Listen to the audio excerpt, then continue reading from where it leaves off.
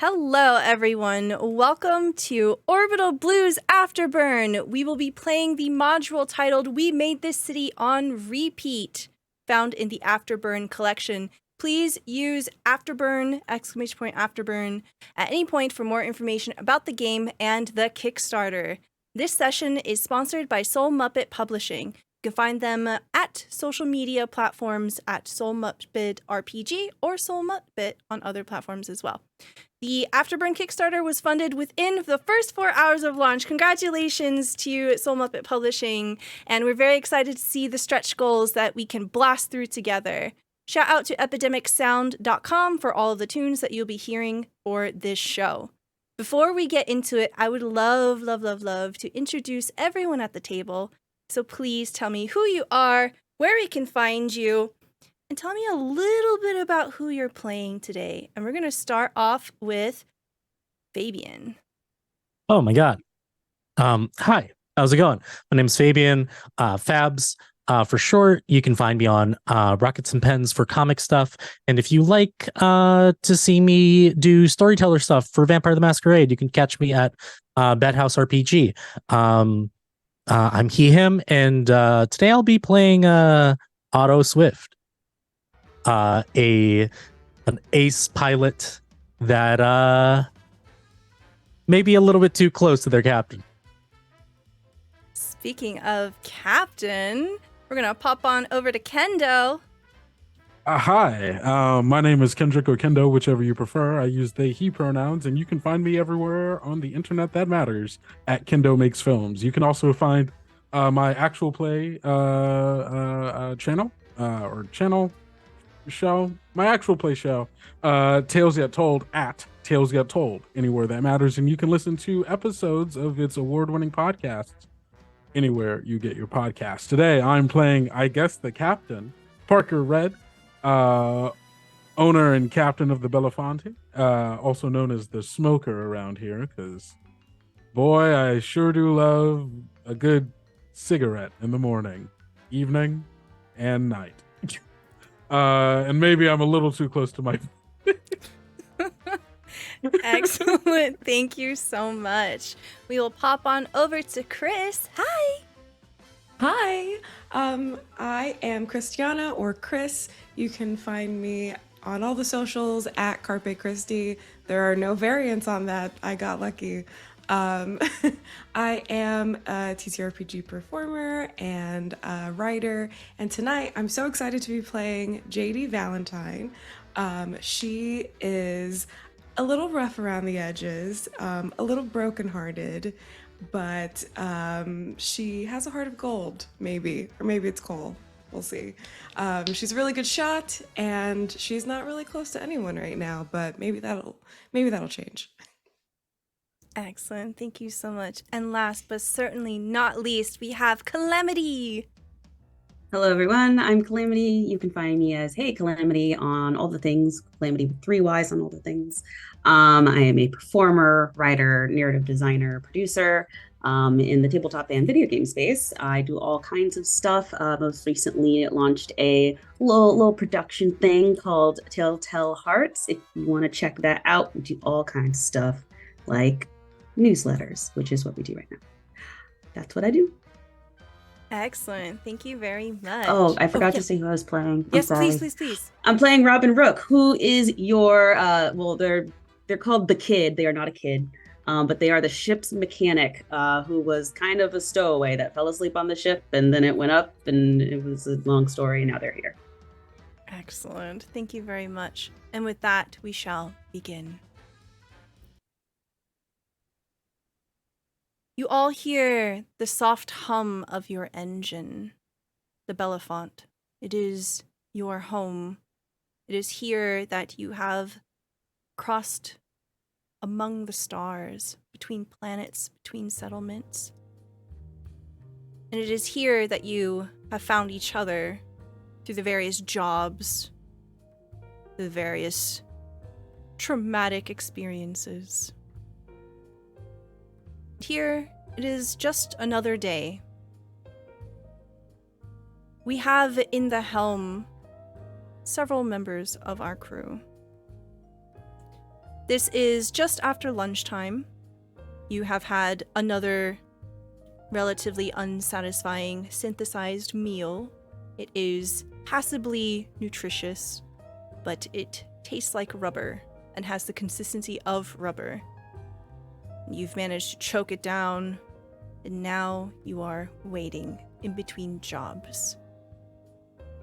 What do you look like, and where do we find you? And we'll start off with our captain, Parker Red.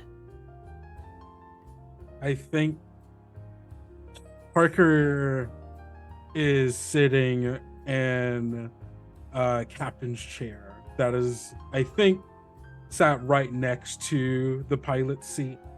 Has boots up on the dash of the ship, leaned back, smoking, sure, why not, vaping more, an electronic cigarette, with just like arms behind the head, like cigarette just like in the mouth.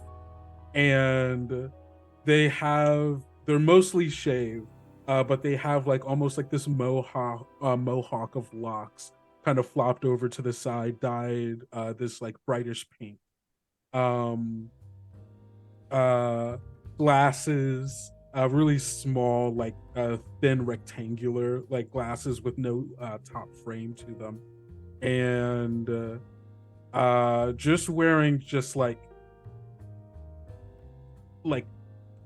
denim like cargo pants, and like a ratty t-shirt with a like kind of dark blue bandana wrapped around their neck. And they're just like leaning back, smoking, watching the stars pass by as they're, on their way to next big thing. Is there anyone else here in the cockpit with the captain?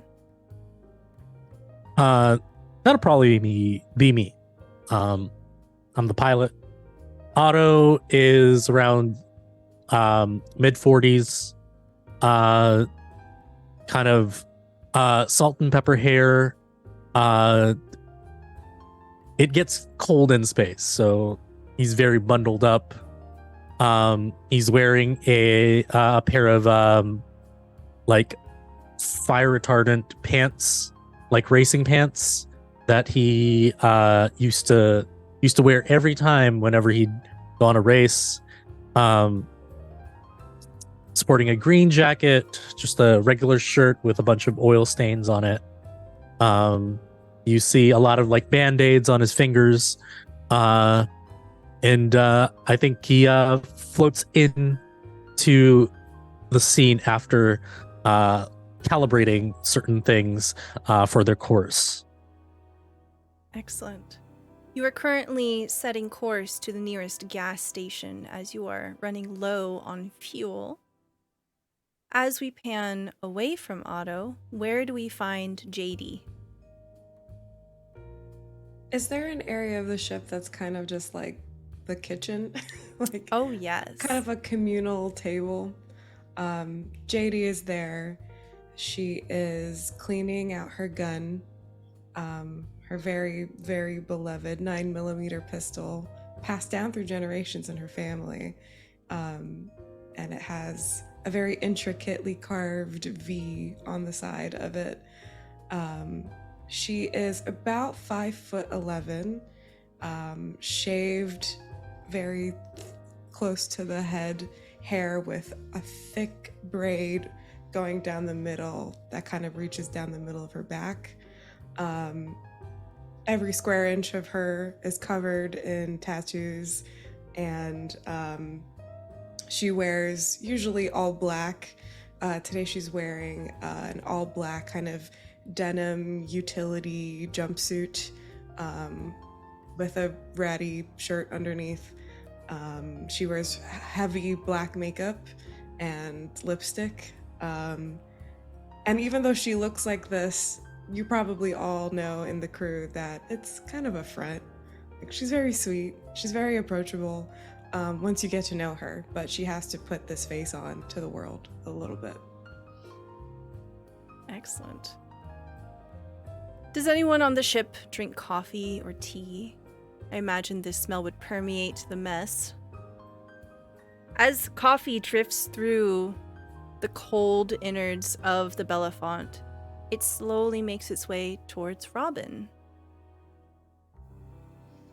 I think Robin is actually probably sleeping in kind of like the sleeping quarters area, and smells coffee and kind of like bolts up. Kind of passed out there a little bit ago. They've been trying to stretch the fuel as much as they can.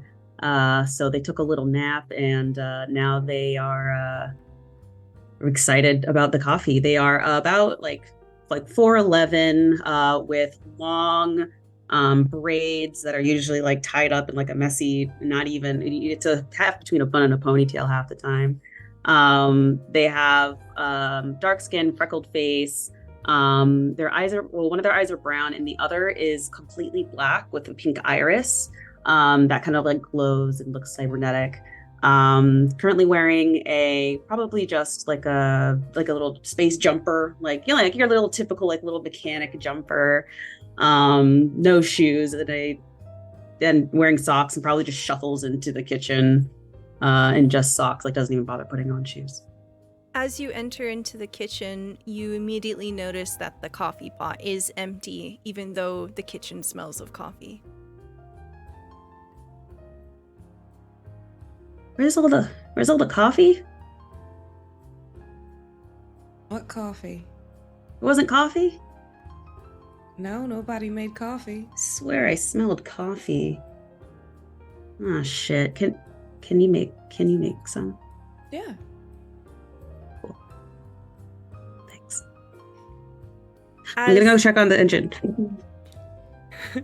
As you go to make coffee, we drift through the innards of the ship and we follow you to the lower deck of the Belafonte. What does your workstation look like here, Robin? The Belafonte is a bit of an older vehicle. It has a history. It has what would be considered an antique chassis to most collectors of people who understand the intricacies of ships and their insides. So, is this a place that is messy, well curated? What does it look like under your care for several months now? I think that upon first walking in, everything looks very nice and clean. You know, it's kind of as clean as like an antique kind of ship can get, but just well polished, no dust anywhere. The only place that does look kind of lived in is a single kind of desk, like a little workbench, with multiple mugs and tools scattered all over it, and like claws hanging off of it. That part looks an absolute train wreck. The rest of the engine, though, is always spot on. Fantastic.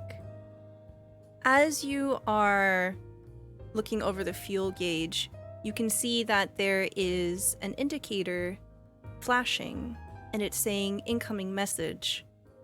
However, it seems that the bridge must have muted it or something by accident, and they are currently unaware that a message is being received.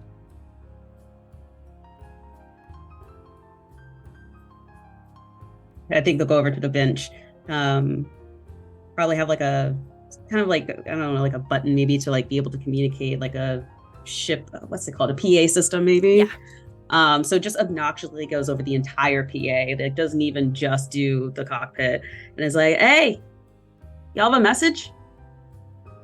There's a message. It's flashing. Can you make it stop flashing? There's a message. Are you there? There's a what? There's a message. A message. Message? Yeah, message. Hey Otto, you see a message?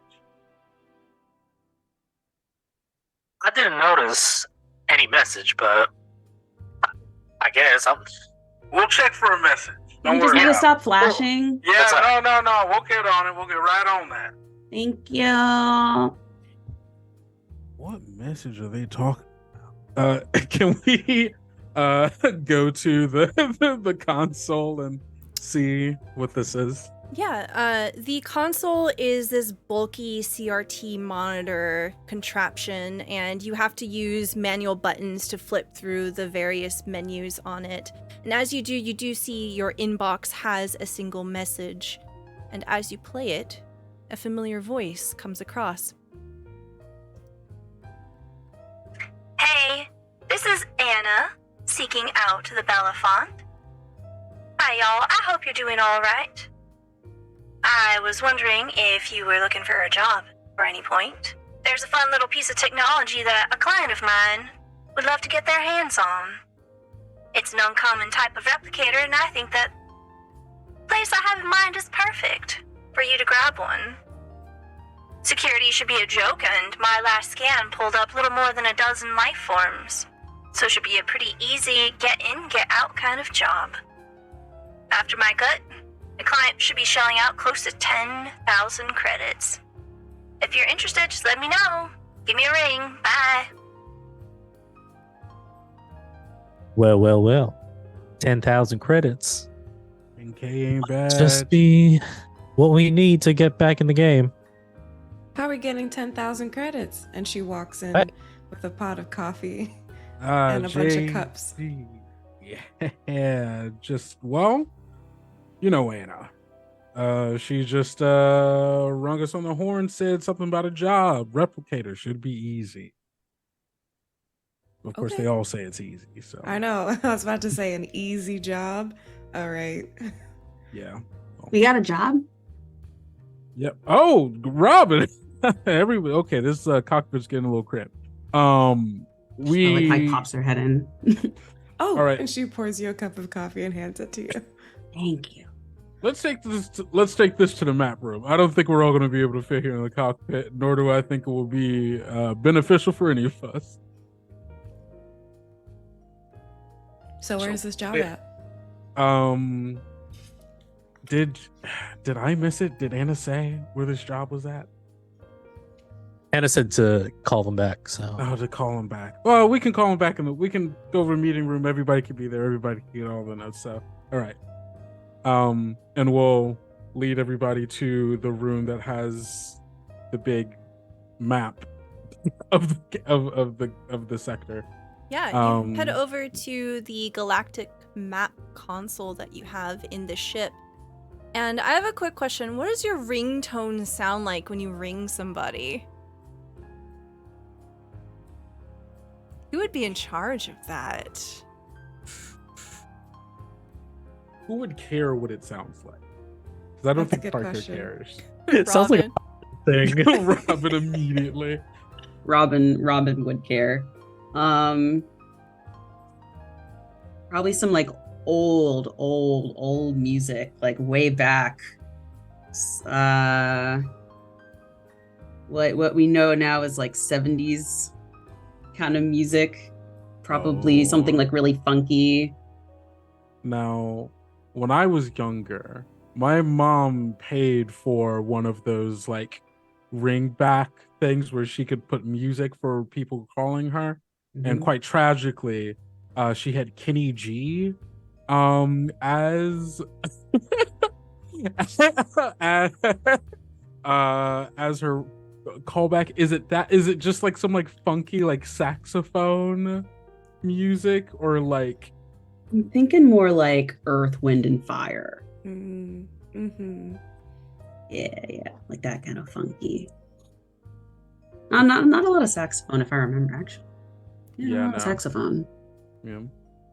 But I'm The group down. of you gathered around the map, you hear this music blasting over the speakers. It's a little scratchy. The speakers could use an update for certainty. But after a few beats, you hear Anna pick up on the other side. Hello, how's it going? This is Anna. What's up?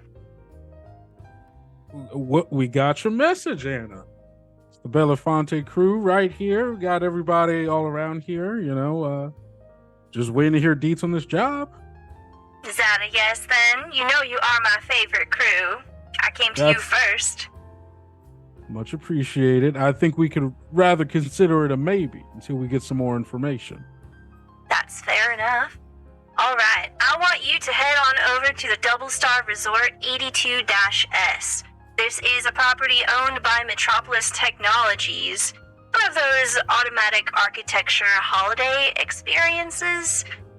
Built bespoke for local wastelands, tailor-made by advanced engineers, blah blah blah, shopping, spa, gambling, conference calls, all of that stuff. But I want you to head on over there and seek out a replicator that they've got. You might have to ask around for details, but I don't imagine it'll be too hard. Security should be near to nothing.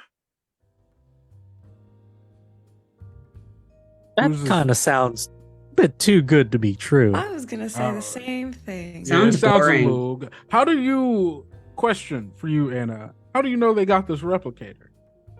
Oh, they've got them at all of the different Double Star resorts. It's part of the experience. All right. And you just so happen, so this thing is a little everywhere. You got somebody willing to pay you.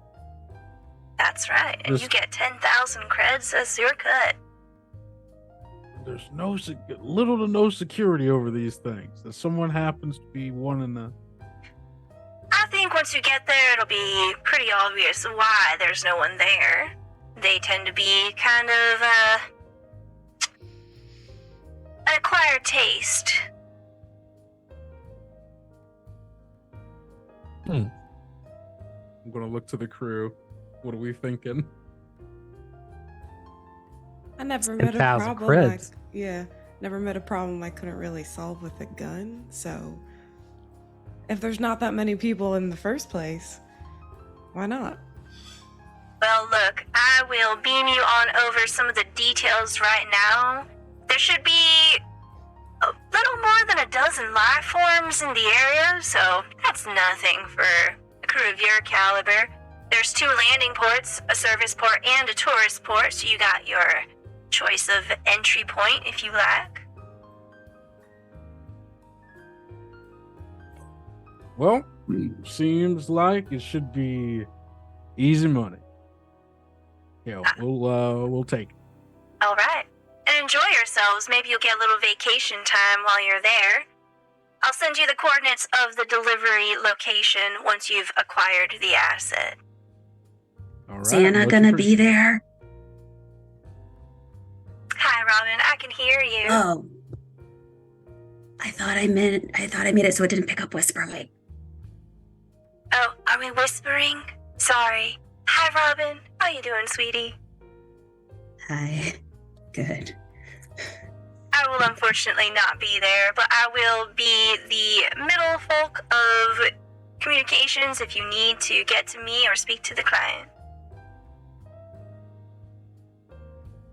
It's fine. Yeah. Yeah. All right, happy hunting. Let me know if you need any help. Bye.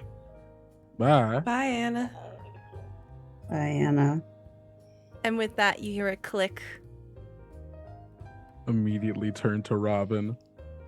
Now, what was that? Yeah, that was real smooth. I thought I had it on like whisper. Nothing. I don't know. It's nothing. You got a thing for Anna? No.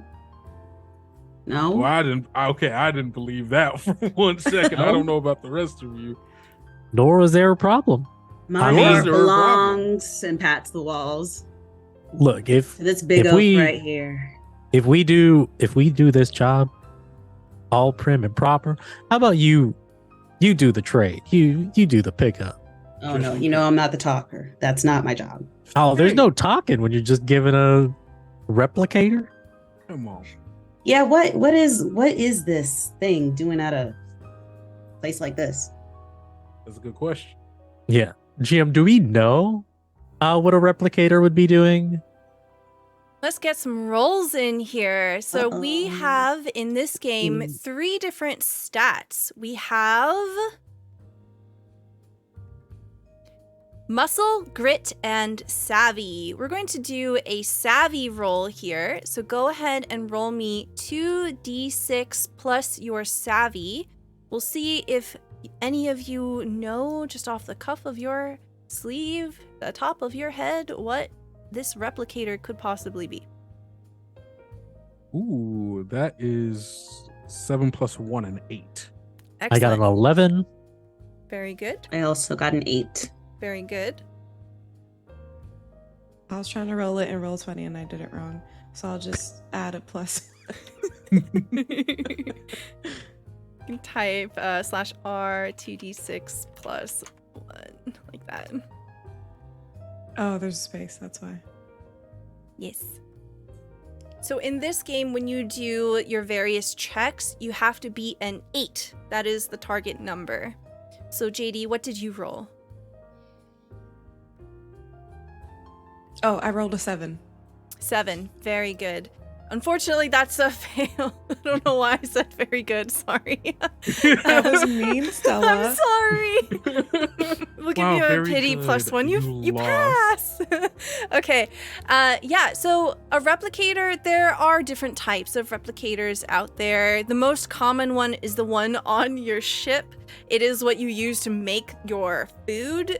Your food is basically paste that's cooked into different shapes. It's all just protein, right? It's rubbery, it's pink, it's disgusting.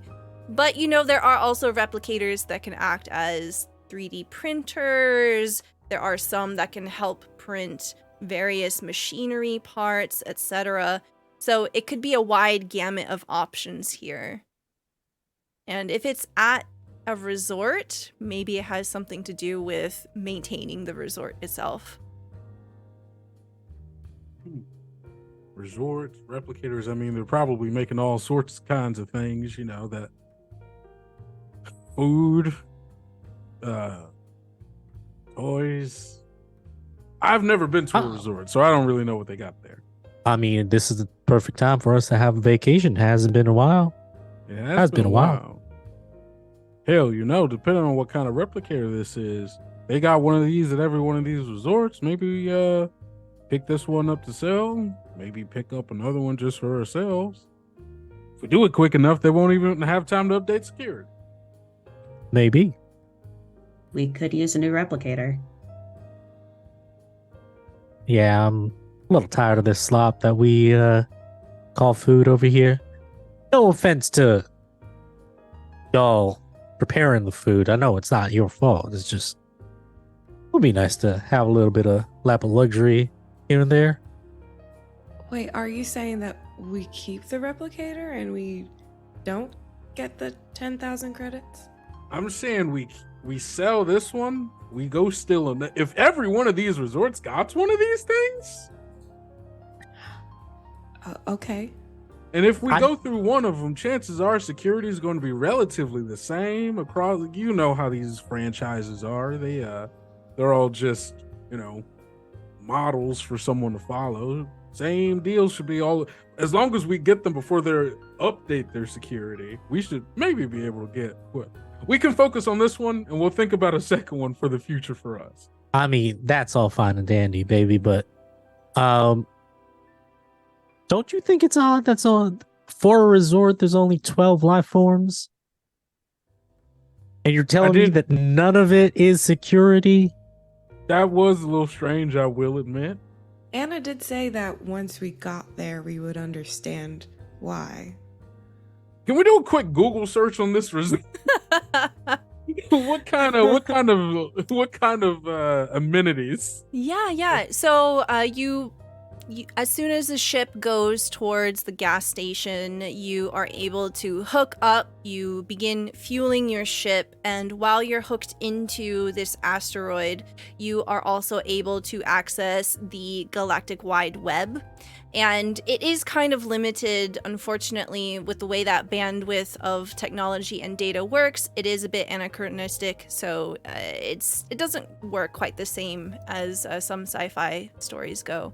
But you are able to tell that Metropolis Technologies is one of the leading industry corporations in the realm of shifting from colonizing planets to commercializing them.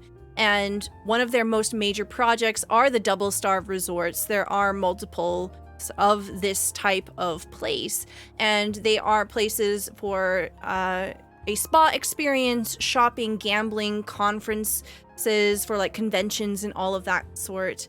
And essentially these cities are built out from sand and blasted hard and hot enough until it becomes stone.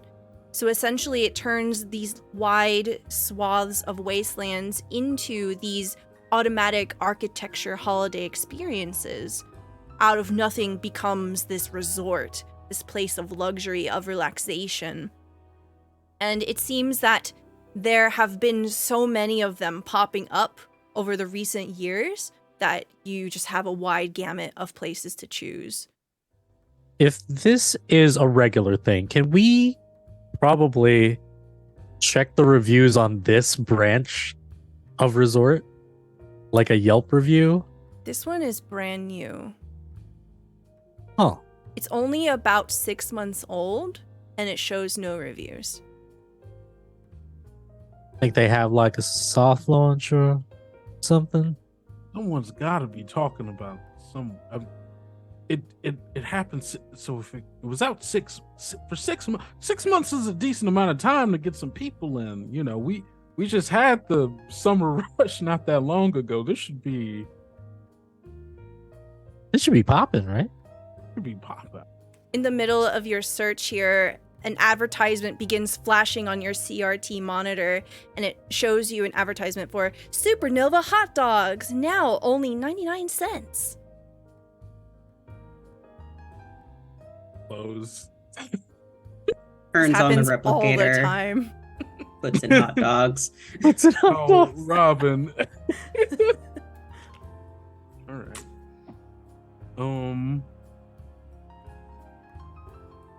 Well, if the architecture is kind of built on the spot, I don't really think that we're going to have any luck finding any blueprints to the place. It probably changes, but every couple of hours.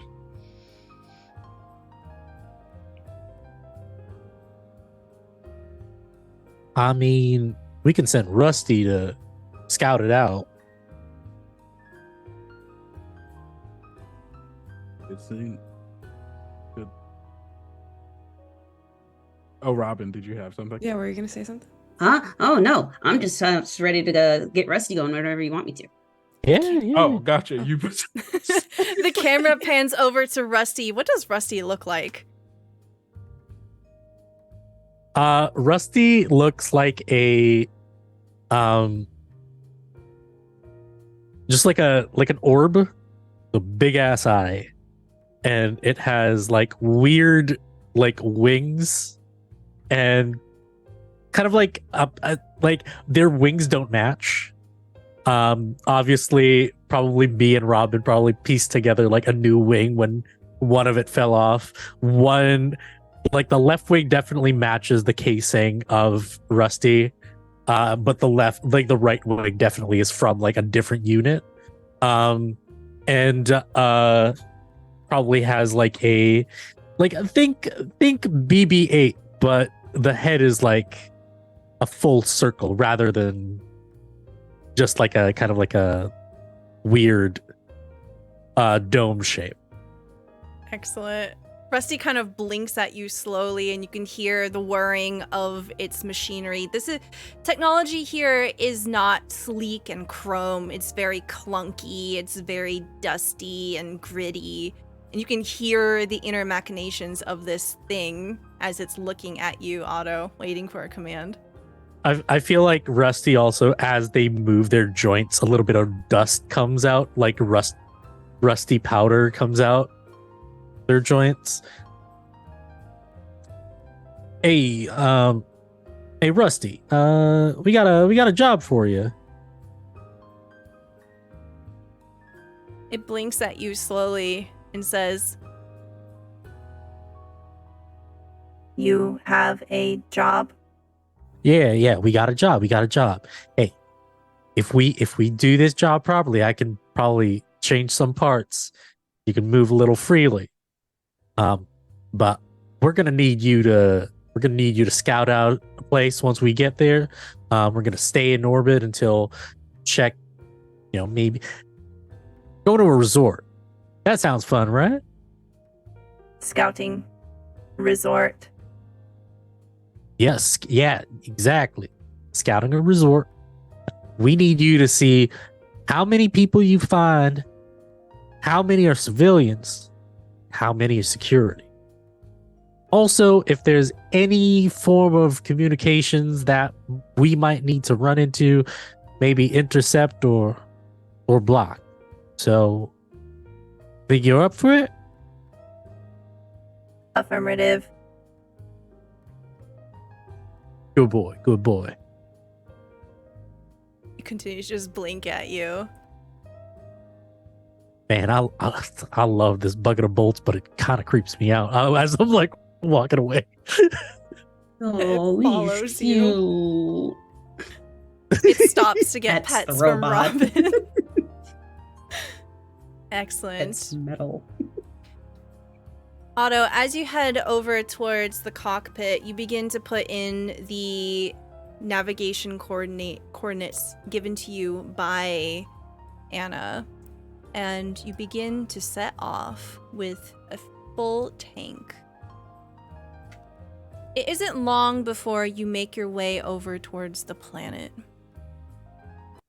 From a distance, you can see that this planet is mostly sand.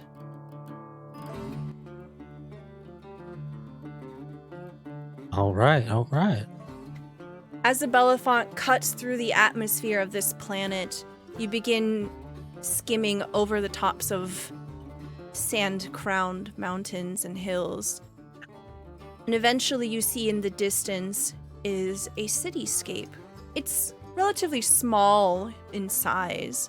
You see tall buildings clustered together quite closely, but it's obvious from the scale that you will need a land vehicle of some kind to make your way through the resort.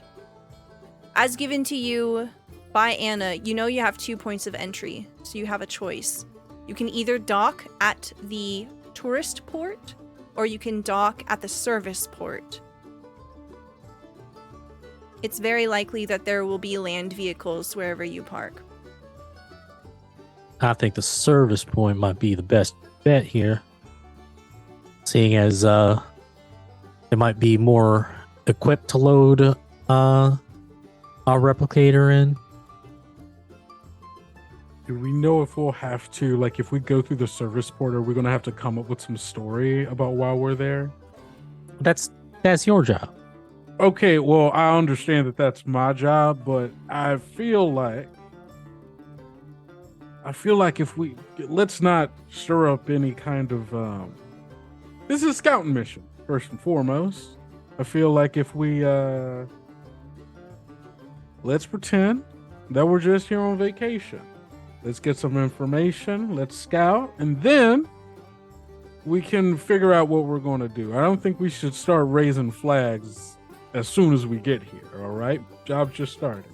That's fair. No unwanted attention. Got it. All right. Hey, we're on vacation, all right? It'll pay for itself. So, Otto, what will it be? Service port or tourist port? We're going tourist port. Okay.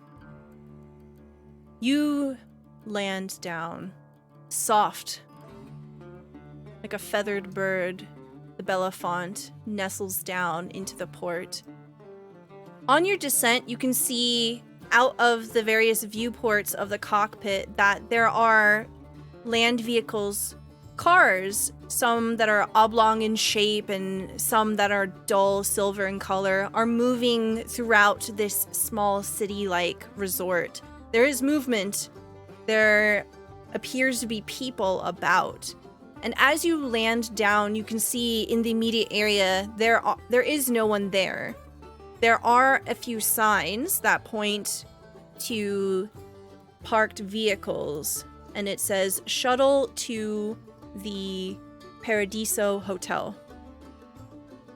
Normally, when you dock, Normally before you dock, there is a port authority that you have to talk to and exchange license and all of that. But upon your approach, no one has contacted you. And even as you begin to initiate the landing sequence, no one has contacted you. That's kind of odd. I'm kind of used to hear some friendly voices when we enter orbit. So I have some thoughts.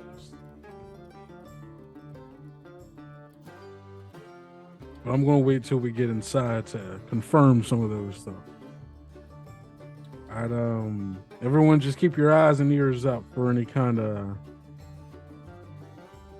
nasty business. Or not even nasty, just kind of weird business. JD starts loading her gun. And don't kill anyone unless they try to kill you first. I know the rules. That wasn't just for you, that was for everybody. Right. Excellent. It's explosives back.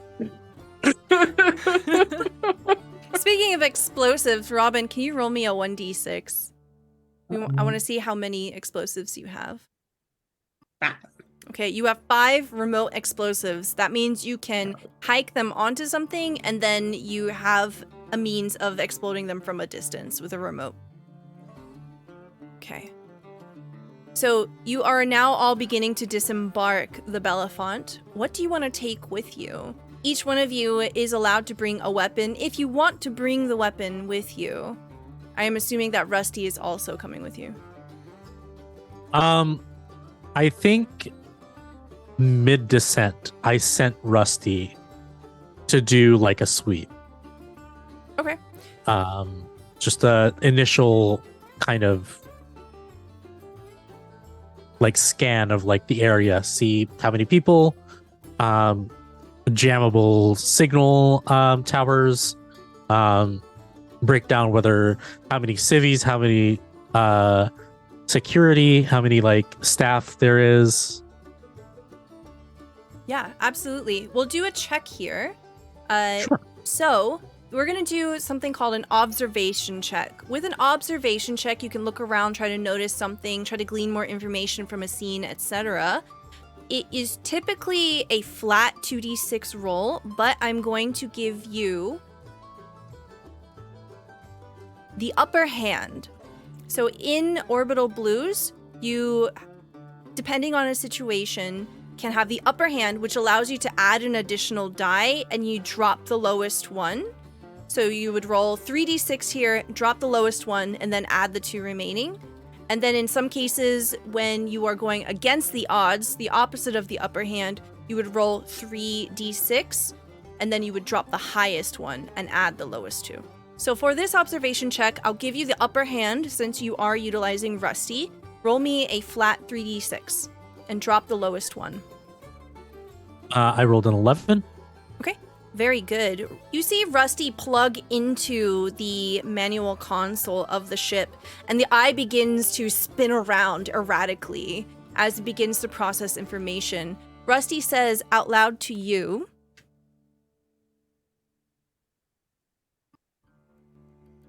"There appear to be 13 life forms in the immediate area. There are no security vehicles. There are no spaceships other than the Belafonte.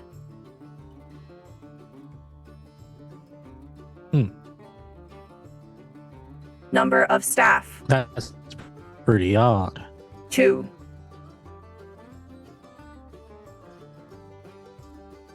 Two staff members. Okay. That's good work, Rusty. You can come back. See Rusty unplug, the eye just kind of woo woo woo woo blong, bonks back into place. Damn. We're gonna need new parts for that. Yeah. Looks like we have free reign of the place. Are you telling me there's 11 people here with no plans of leaving this place? Seems like it. Maybe we should have Rusty keep an eye on the ship a little ways from the ship. Sure. Just Can we program Rusty to do that? Yeah, absolutely. Rusty will have the ship on Do like standby. yeah, just like watch it from a distance, and if someone tries to enter, do something, or something starts happening to the ship, can come find one of us.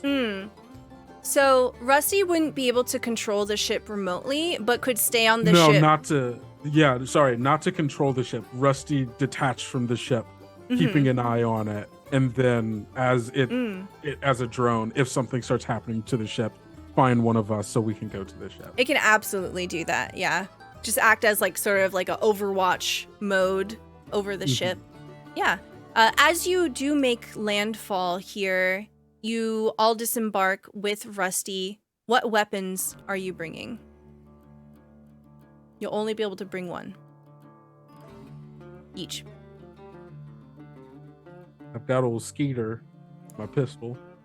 I think it's it says it's concealable, but I don't wear sleeves, so I'm imagining it's built into my arm and like kind of like comes out like that and like back into it from like a little panel. That's cool. Underneath my jacket, I'm probably gonna have a harness, and clipped to it behind me is Bertha, my sawed-off shotgun. Great. In my combat boots is gonna be where I put Val, my 9mm. And And Robin. be bringing my retractable bow staff and probably have it kind of like hooked on my belt in the back. Very good. The group of you disembark off of the Belafonte, and as you do, you see that there are these hollow display signs pointing you in the direction of these little vessels. They are known as MHVs, manual hover vehicles. You know, Otto, that these are extremely easy to drive, and you could, in a pinch, take control of one if you needed to. You have driven thousands of these in your time.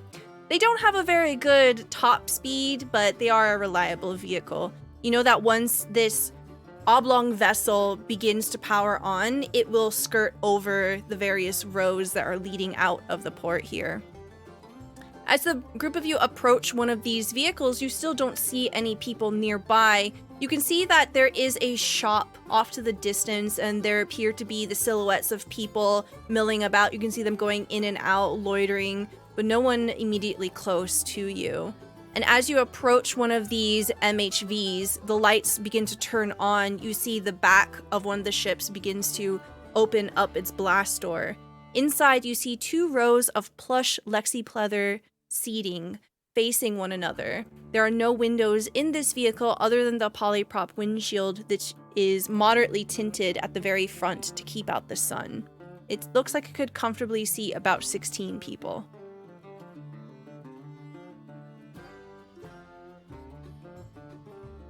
Well, after you.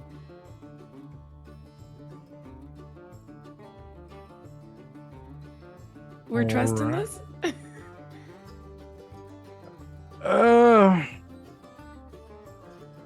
I don't see why not. What, are they going to shoot us right as soon as we sit down? That seems kind of. I want to like slowly like get into the thing.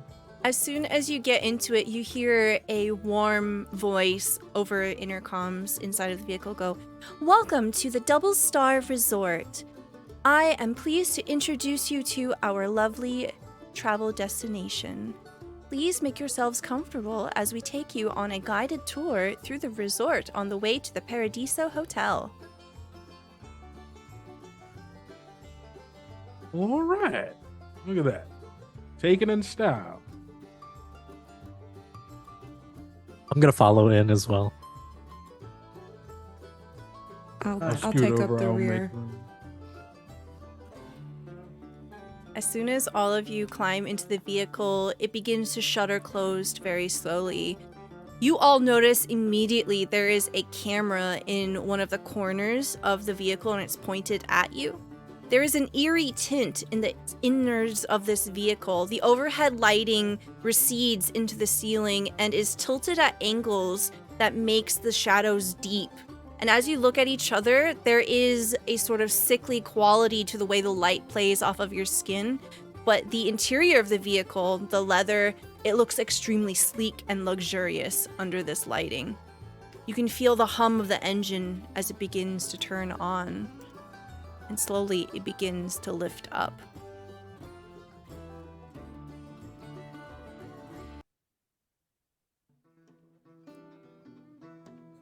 Robin, can you take a look at that camera? Mm-hmm. And we'll probably try to connect it scoot to anything under it. Yeah, go ahead and roll me savvy. So roll me 2d6 plus your savvy.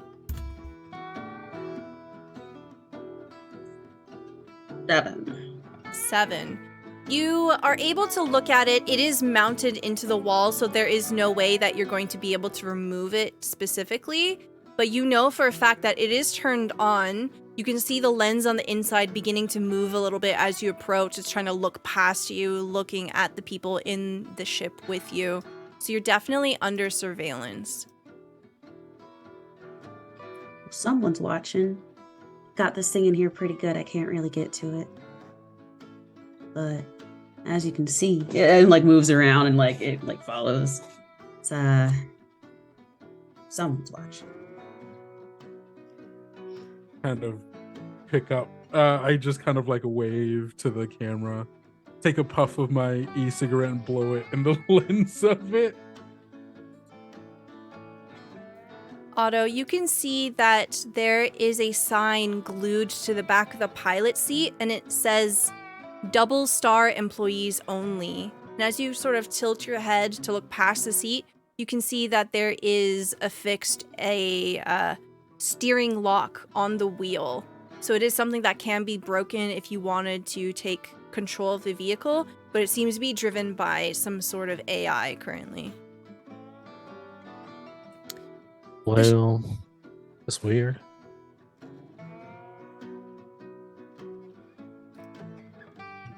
They've only got 2 employees, then I guess they can't drive the van, the shuttle?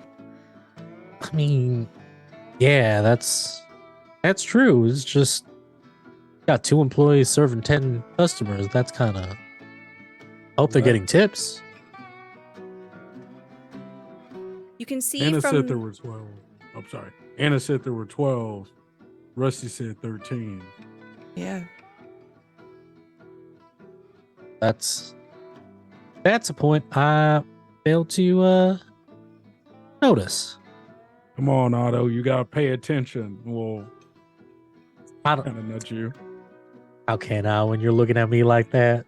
Oh well, you come on. Eyes on the road. Don't start. We got so long in this thing. Oh come on, we're on vacation. Yeah. Someone may be watching us, but doesn't mean we can't have fun while they do. Vacation's boring. I got a feeling this one won't be too boring. The drone of a touristy voice comes over the comms as one of the panels opens up in the side of this oblong vehicle to show you off the eastern side of the resort. And it says, "To the east, you will see the Aquamarine Mall, where you can enjoy all sorts of luxuries such as the nail salon, the hair salon, shopping, the spa, the Citizen Forge." And then it says, "To the western wall, you will see the wall lift up. You will see the Citrine Convention Center, where a variety of rock shows and conventions and all of your event needs will be held." Question. Can you answer questions? There's no response. What the hell is a citizen forge? Yeah, that one did sound a little fucked up. Not to mention all kind of see this is why I hate AI helpers in this way, because sometimes you have questions that you need answered that they aren't made to be able to. Don't you hate that when you're calling and you're like, I know what the problem is, just let me ask someone the direct question, but they kind of run you through a whole. Sorry, this just might be me. You see, Oh, as you're one right. the shutters close one by one, there are other cars driving past you, and eventually it does seem that you come to a point where there is a traffic jam. There is. Are there other people? Roll me a savvy check.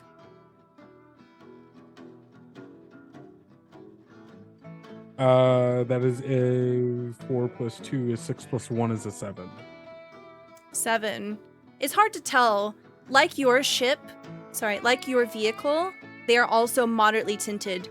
This desert is extremely sunny, and you know outside the glare would be very obnoxious over a course of time.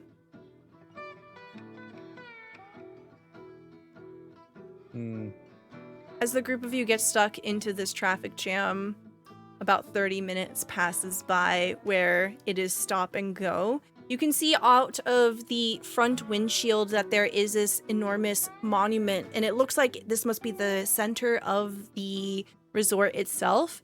It bears the logo of Metropolis Technologies, and you can see that there are various advertisements flashing.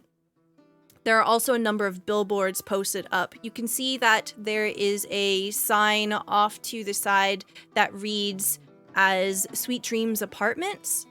And there is another billboard that appears to be advertising cola.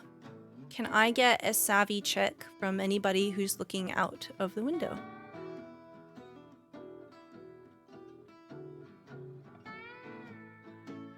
Five. Another 7.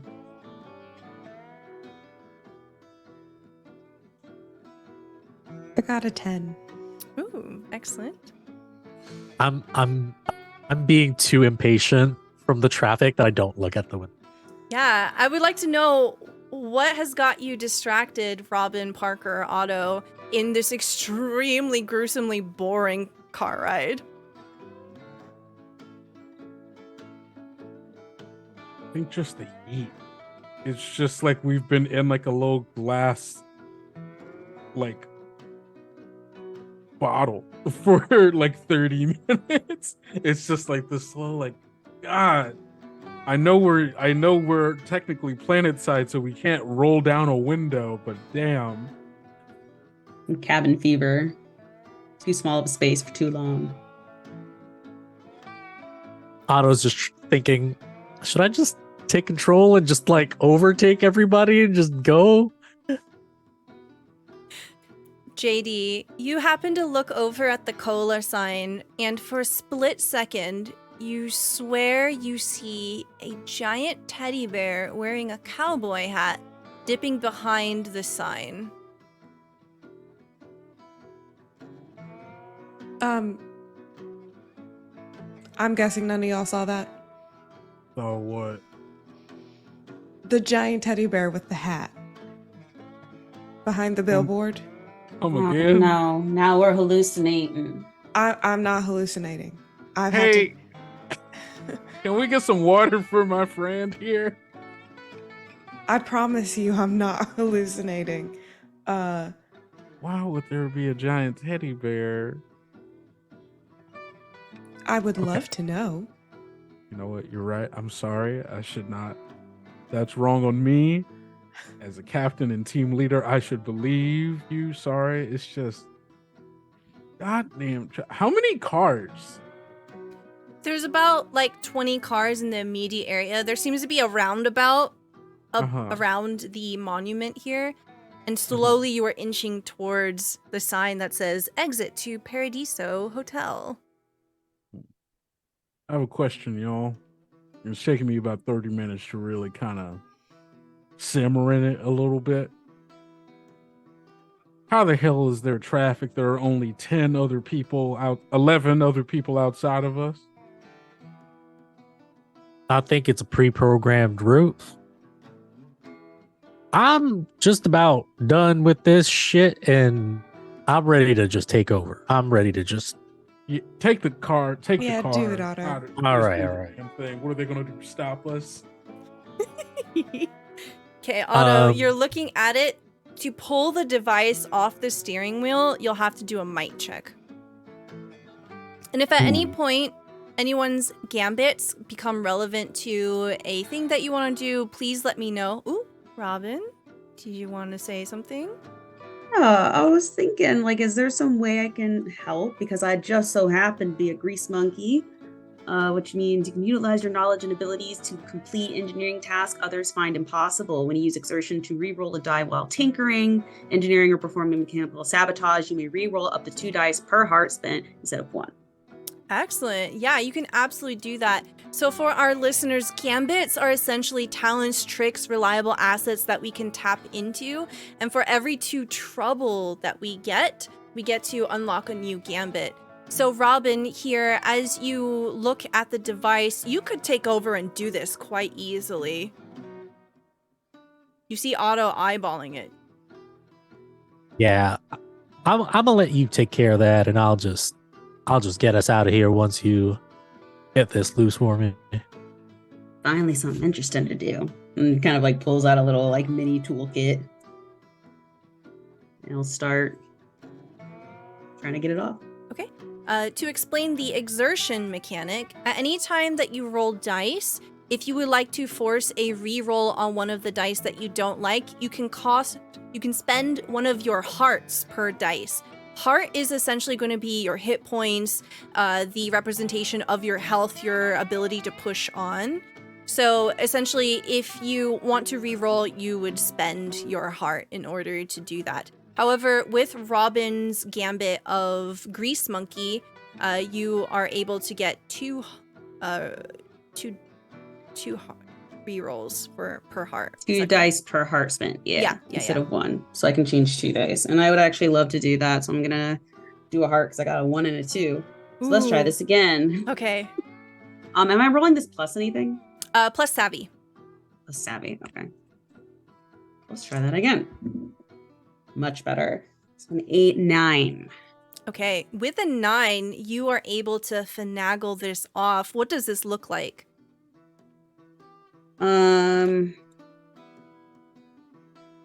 So I imagine it's something that's kind of like got the wheel locked. So probably like kind of like one of those bars that you use to like hold in your steering wheel. I see some people use them to keep people from stealing your car. But probably looks kind of like one of those, but maybe more techy. So I think she'll kind of like go in and start like fiddling with the like screws and stuff and kind of finds a way to slip it off without it realizing that it's off. Yeah, absolutely. You hear no alarms, nothing gets triggered, and you now have this remote steering device in your hand, and it's intact if you want to use it for something. Start immediately taking it apart. I love it. And Otto, the steering wheel is yours. Yeah, I'm gonna just hop on the driver's seat and just overtake all these slow ass vehicles. Take the exit. Very good. As you begin to, you are able to actually push the hover vehicle so you get up above. You could actually like fly above the vehicles if you wanted. How recklessly do you want to do this? Are you more of like a swerving between them or trying to get there as soon as possible, not caring about if you draw attention? What's your approach? Well, I'm probably going to swerve in and out of the spaces. It's something... It's the type of driving style that Otto has. Very racing, racetrack kind of minded, overtake and weave through and fro. Excellent. The rest of you jerk around quite a bit inside of this vehicle as Otto is careening between the lanes. And within minutes, you're able to break out of the traffic and you are making your way down an empty road towards the hotel. I should have said this earlier, but you guys should hold on to something. Thanks. Robin's Hold letting on. herself like slide across the leather, like, one side to the other. It's the most fun she's had all day. JD's just trying not to throw up. I hold on to Otto's shoulder for stability. Eventually, the group of you make your way towards the front of the Paradiso Hotel. As the vehicle begins to approach, you see that this building is mostly painted coral, and there appears to be these garish, extremely ostentatious embellishments attached to the sides of the buildings. It looks like a palace of its own sort, almost like a castle. There appear to be a number of parapets situated on the roof of this building, and you see that there's a long curving driveway that approaches this building. It is extremely curated. You see that even in this desert, they have done the most that they could with the vegetation here. You see there are palm trees, you see that there are ferns, and it's quite pretty in this location as you're approaching. The vehicle, I guess it's up to you, Otto. Do you want to stop at the front of the building? Because it would normally slow down, but you have overridden the AI. Yeah, I'll find a space to park, and once I park, we can get off. Excellent. As the group of you park, you can see that there are silhouettes of people milling about in the distance. You see them going into the hotel, some people hanging out outside. But most noticeably, you see someone beginning to run towards you. You can see that this individual is smartly dressed, and they are wearing this bright red, the scarlet double-breasted uniform, and they are trying to hurry on over to where you parked, which is not in this curving driveway. You got bogeys. All right, everybody, just happy smiles here for vacation. I guess we wait for them to run to us. Yeah. There's this really awkward, 5-minute wait as this guy just... We watch him run the entire distance. Make no attempt to close it. He straightens himself, he pulls on his jacket, and you see that this man, he, him pronouns, gives you the brightest smile that you have ever seen. He has hair that is wavy, that has been waxed off to one side, dark skin, and he smiles at you with a little bit of pain in his eyes. He says, "Welcome to the Paradiso Hotel. I am Antonio Chroma Key. You are guests?" Yes, Yeah. we're guests. "Oh, excellent. Would you like me to drive the vehicle to the front of the building so that you don't have to walk in the blazing sun?" You see just sweat dripping from his hairline into the high collar of his jacket.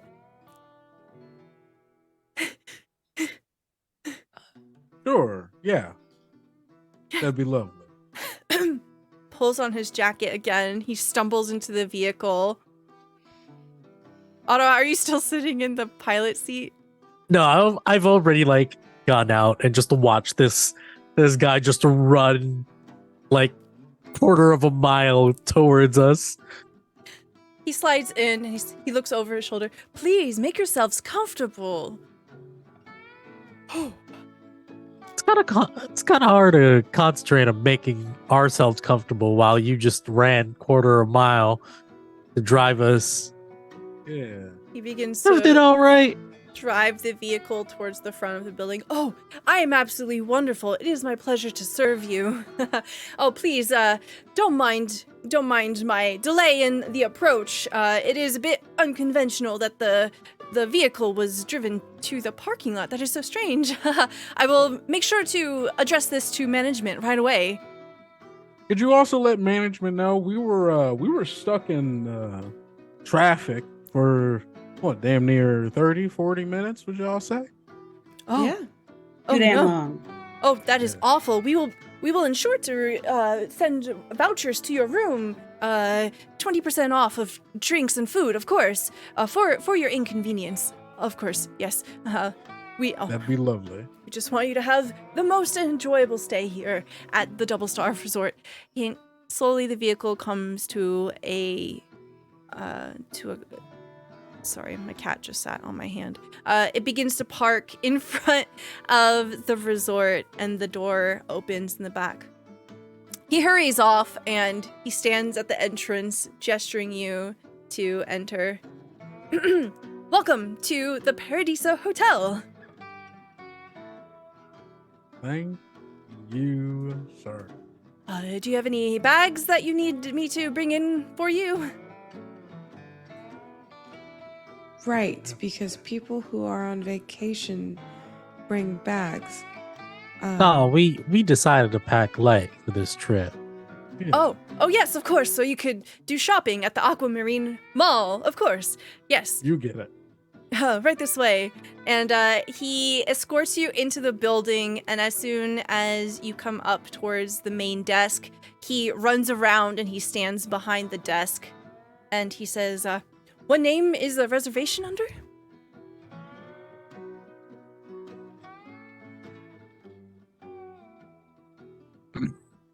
I look at I look I think we all look at Parker. look at Parker. Yes, well, and then I'll get up onto I'll lean on the desk, lean in and go, well, we were doing so much, searching and stuff online, we couldn't actually find any resources to actually to reserve ourselves to stay. That's why we packed light, just in case something were to go yes. wrong. So is there a way that we could reserve that now? Oh, yes, absolutely, of course. I will make a note to management that you were unable to do that. We will make sure to get to that right away. He begins clacking into the keyboard of this very old, clunky computer for some time. You're the only one around here. You're the first person we've actually had a chance to talk to, flesh to flesh. Well, I love to serve here at the Paradiso Hotel. Didn't Yes. have to do it alone, though. No. There are other employees here. Yes. He looks over at Robin. Did you want to say something? I was wondering if actually I could look around and see if I see similar types of cameras or just any sort of maybe surveillance technology in the room. Oh, yeah. You don't even have to roll for that. Absolutely. You can see the exact same camera in the entrance that you headed through. You see one right above the concierge desk. You can see that this lobby here opens up into different directions. There appears to be a bar restaurant to the left. There appears to be a lounging area to the right. There are these two ornate staircases that wind up and disappear into the bulk of the castle itself. You see that the people that were standing at the entrance of the hotel seem to have filtered in or made their way out. So as you entered, there was nobody. You can see that there are people over by the bar. You can see people in the lounge area, but there's no one by the desk where you are right now. Just checking to make sure, there's so many rooms booked. Yeah. Yes.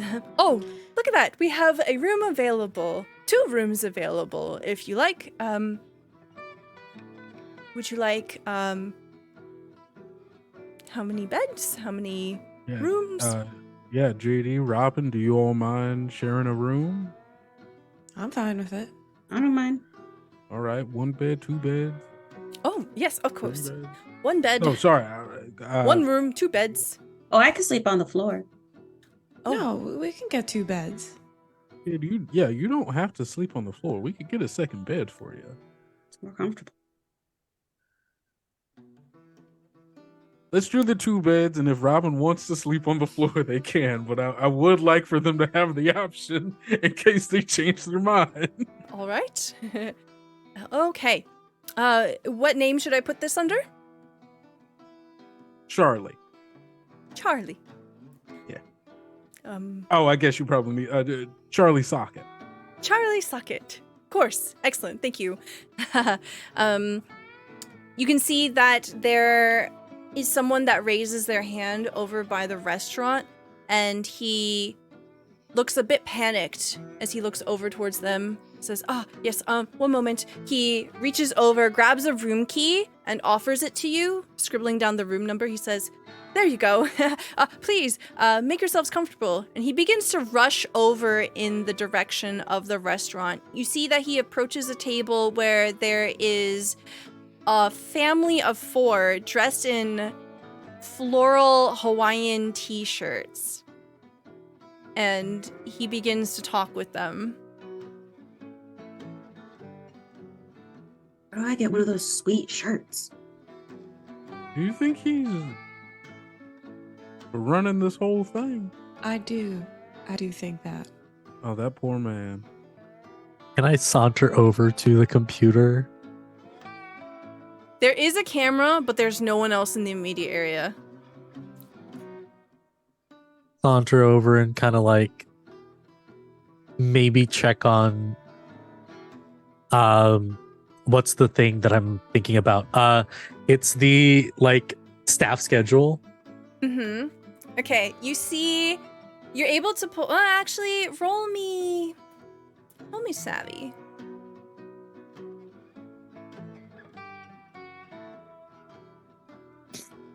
5. 5. Okay, even with a 5, you were able to pull up the staff schedule. You see a window like pops up and you accidentally close it. You don't know like what it was for. You're like, oh shit, I hope that wasn't important. But you do manage to get to the staff schedule, and you can see that listed as the chef is Antonio Chroma Key, as room service is Antonio Chroma Key, as security is Antonio Chroma Key, as a concierge is Antonio Chroma Key. Is there anybody else other than Antonio? Yes, and then you see entertainment, Mercury Void Gray. Is that a familiar name to any of us? No. So I guess we got our 2 staff. Antonio's in charge of everything that's not entertainment. I wonder if Mercury was the person in the teddy bear costume. If they're entertainment. Teddy I should bear. ask Antonio about that. Oh, shit. Maybe there's got to be a kiosk or something we can go to. I feel kind of bad for the boy, if I'm being honest. Does Yeah, this but resort have like a map system, like brochures for a map? Yeah, there's definitely brochures on the counter there. As you're looking at it, there is a map of the resort itself. It shows the Sweet Dreams Apartments, which you pass by, the Aquamarine Mall, the Paradiso Hotel where you're at currently, the Citrine Convention Center, the Andromeda Crossing where the monument was, and then the tourist dock where you left your ship. KD, you wanted to say something? I was just gonna say that I feel bad for Antonio, but it also makes our job a lot easier if it really is just him, because one of us could distract him or make sure that he's busy and then we just do our thing. Yeah, but like, what if he gets fired? I think that's a blessing. Like, you want? yeah, no, I'm sorry. I don't. Maybe I'm getting a little sentimental in my old age. I'm just like, Well, then Oh, maybe we look try at to him. get him on our side. maybe. You can hear Antonio beginning to approach again. He goes around and he says, "Oh, I don't remember this being open." Click, click, click, click. Sorry about that. Please, I hope that didn't interrupt anything. Did you need something still? Your room should be ready. I just wanted to ask, I saw an individual when we were in traffic and they So were sorry a about giant teddy bear with a cowboy hat. I was wondering if that was the other employee that is on the grounds. Oh, yes. That would be Mercury Voidgrey, in charge of children's entertainment. Yes. Okay. Children.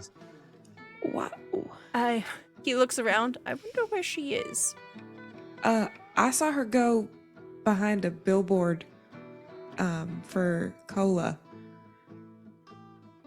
What? Yeah, she was out in the desert. Oh. Huh.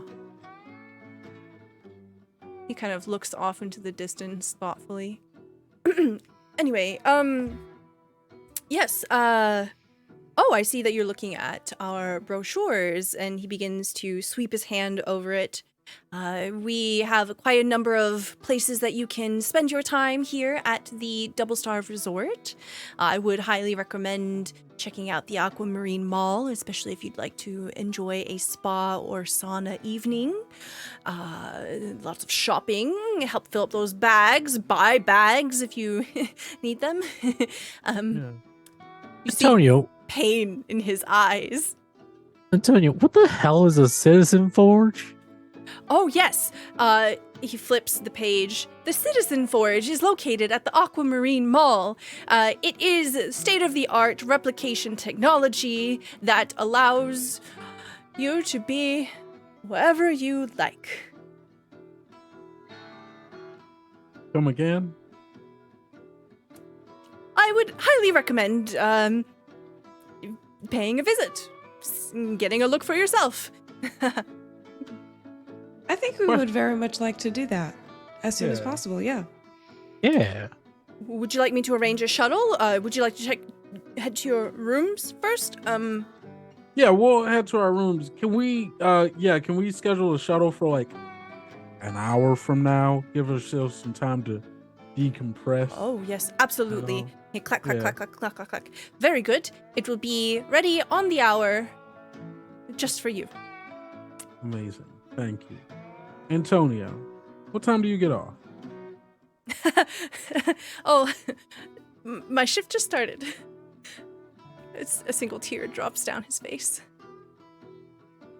Well, when you do get off, and I will reach into my wallet and just give him like a small like enough to get like one drink and be like, get yourself something to drink. You see him wringing his hands together. His eyes kind of peer up at the camera, and he says, "Oh, unfortunately, we are not allowed to take any tips or donations." Oh, this ain't a tip. This is a gift. Oh, we cannot accept any gifts either. As an employee of the Double Star Resort, it is my pleasure to make sure your experience is the best one. Understood. And I'll slowly slide it back off the table and like kind of crumple it in my hand. He sniffles a little, and he looks back over towards the restaurant area, and you can see that the two people wearing Hawaiian t-shirts are raising their hands again. He's like, "Oh, well, your shuttle will be ready in an hour. Please excuse me." And he rushes over towards them, and then you see him go into the kitchen. He hurries back out of the kitchen. He puts food down in front of them. All right, let's go to our rooms.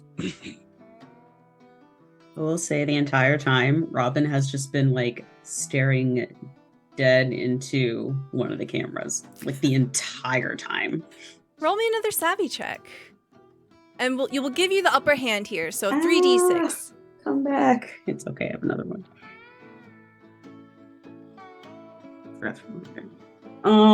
So that's gonna be 10, 11. With an 11 here, you stare at it and you're able to get a little more information. As you're looking at the various ones, you can tell that they are all wired and they are connected. You get the sense that there might be something operating them, and it's probably going to a single source. So there must be somewhere an office where these are being controlled. Alright. And with that, the group of you make your way over towards your room. The room carries the same sort of quality as it did before, where it has that eerie, strange light cascading over you. It makes everything look luxurious and plush and expensive, but it washes you out. It makes the room a bit hot and uncomfortable. Your rooms are absolutely gorgeous. They are embellished with bits of gold. There appear to be fake flowers in them, some mass-manufactured paintings. All in all, they're nice hotel rooms, but there's nothing really of interest in them. And the hour goes by quickly. As the group of you make your way back outside, you find the shuttle, you get on, and it begins to move you towards the Aquamarine Mall. And as it does, I think this is a good time for us to take a quick break. We'll be back in about 5 minutes. Please join us in doing some stretchies. And when we get back, we're going to check out the Citizen Forge. What could that be? We'll be right back, everyone. And we are back. Thank you for your patience, everybody. As the shuttle pulls in front of the Aquamarine Hall, you can see that it is a sprawling space full of light. There are glass ceilings and tiled pools of serene water. You can see that the various tiles are intricately painted with these floral designs all throughout the building here.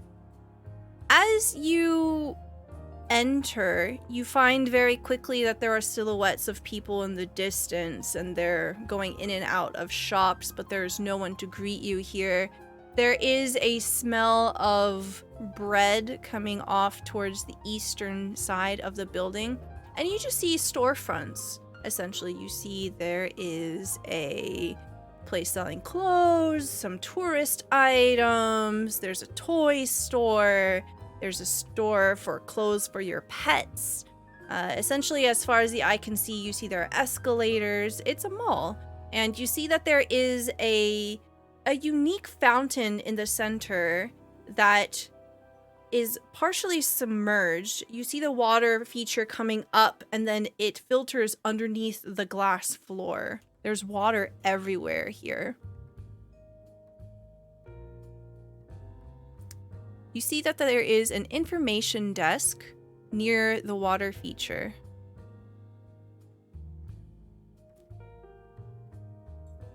We should probably go there to find where this forge is. Yeah, let's go check it out. As you approach the information desk, you can see that there's a line of people in front of a pretzel shop, and the smell of butter and baked bread drifts in your direction. You see that there is a directory map in front of you, and it shows that the Citizen Forge is on the second floor on the western wing. What? As we're like kind of in here, I imagine we can like see into some of the other shops. Are there people here? You see silhouettes of people. That's not the same thing. Is it? Can I just pop into one of these shops really quick? Yeah, as soon as you pop into this shop, it's a bookstore here. You see that there are people looking at books, and as you begin to approach, they put the books away and they walk away from you. You've described there being so many people, always just out of eyesight. Roll me savvy. Okay. Question. Yes. So because of my not my trouble, my Gambit. my gambit. So my gambit says that I get an upper hand on obtaining suppressed information. Would this count as suppressed information? 100%. Okay. So with the upper Okay. hand, you roll me 3 dice instead of 2. So Okay. 3d6, Ooh, and then okay. you'll choose the 2 highest one, drop the lowest one, and then add your savvy.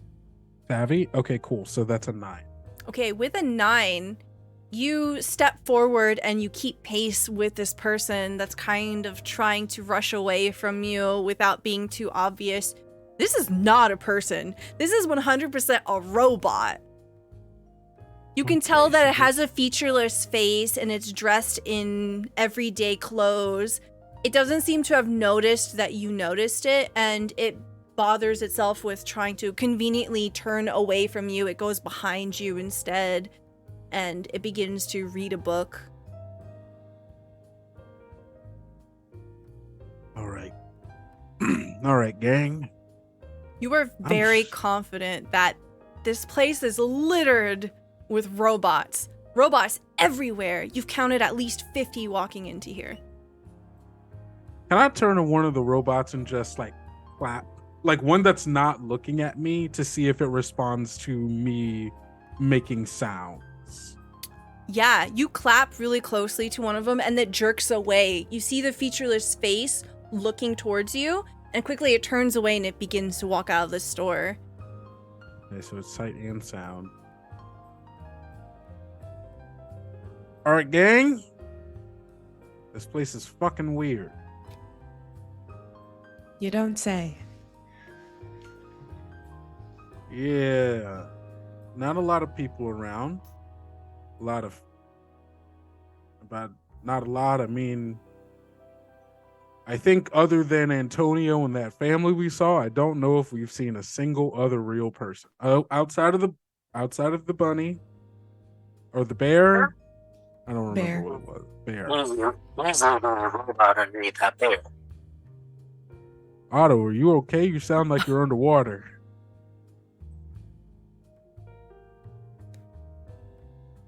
As you say that, you realize that there's actually a section of the bookstore that is just underwater. You see that there's an escalator and it just goes underwater, and there's bookshelves underneath there. I don't know what happened there, but How are those books okay? They're not. I don't know. We don't even know. We don't even know if that bear is also a person. We don't know. Yeah, Robot maybe. bear. Why did? Oh, Antonio said it was Mercury, but I guess he could be lying. Or maybe Mercury's a robot. Maybe Antonio's. I don't think. No, that boy was sweating. No, too much. yeah. Okay. Do you? I want to test something. I want to take a book off the shelf. I'm just gonna walk out the door. You walk out the door with the book. You can add a book to your inventory. This is a book about moths. What about moths? I'm surprised. Normally, somebody's gonna be blaring at us, like pickpocket. Yeah. You just take stuff? I'm like outside the bookstore, just kind of waving down a robot, being like, "Hey, don't you go? I'm taking this book." You see a robot put down a book, look at you, wave back, and then just keep walking. And it sits down at one of the chairs in just a random resting area. Don't they? Were there cameras in here too? Yes, there are Taking cameras part. everywhere. Okay, so maybe let's not steal everything, because that's definitely gonna draw unwanted attention, but the book is probably fine. Yeah, no, it's just. I just saw that look in Robin's eye, so I need to shut that down right now. No, that's fair. Hey, No, but that's do you understandable. think maybe there's a way to steal a robot? I don't know if they would stop you, and that's kind of. Look, I mean, I guess maybe they're gonna bill me at the end for the book, but I don't maybe- think Antonio got your payment information.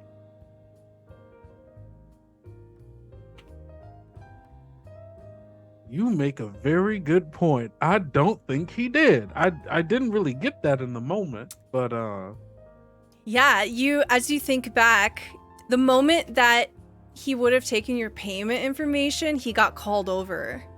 He rushed over to attend to the family. did he So just it slipped forget? his mind.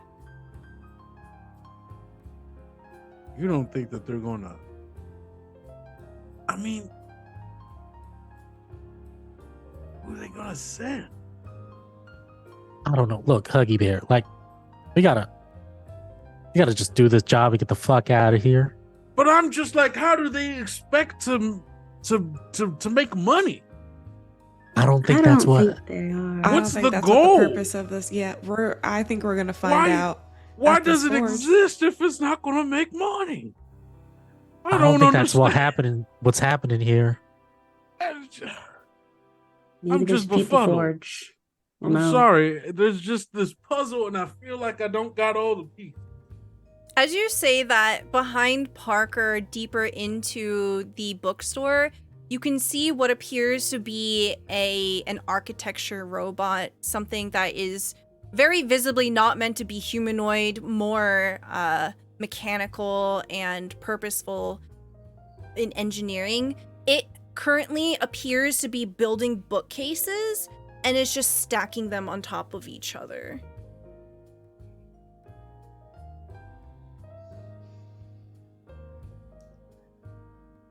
Everything is so weird. Everything here is so weird. Everything. Just let me take one apart. Just let me take one apart. Let's go to our, I'm with Robin here. let Maybe we could find something useful.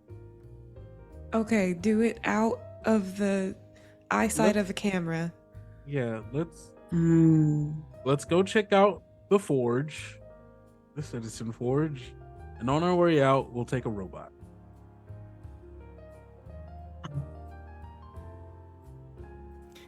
All right. If we find something interesting at the forge, you could take that as well. If that makes you feel better. A little. All right. The group of you begin to make your way up the escalator, heading towards where you know the Citizen Forge to be. It's built into the side of a manicure salon and a hair place. And as you approach, you can see someone walking out of the shop that is labeled the Citizen Forge. And this person is dressed extremely finely. You can see that they're wearing a baby blue blouse, and it's definitely designer. They have hair, but it appears at this distance to be extremely heavily hairsprayed. It looks almost solid. And from this distance, this person looks like they are the whitest white you have ever seen. Like porcelain white in complexion. And they have an air of elegance and authority about them as they begin to walk out of the Citizen Forge. That's the whitest white I've ever seen. That's the whitest white I've ever seen. Like literally white, like hex code FFFFFF white. Excuse me, ma'am. And I'm going to run up to her. Excuse me, ma'am. They turn around to you and they say, "Excuse you." Hi. Yes. Sorry. I didn't mean to intrude upon your day. My name is Charlie. Are there other people here? As you close the distance with this person, you see that they, with he, him pronouns, their skin is literally porcelain. This is definitely a person, not a robot. You can see that their eyes are moving. It's way too sophisticated for them to be a robot. There's something about them that has been changed very visibly. Maybe it's some kind of prosthetic, maybe some kind of hardened latex, but they look at you and they say, "You don't look like you belong here."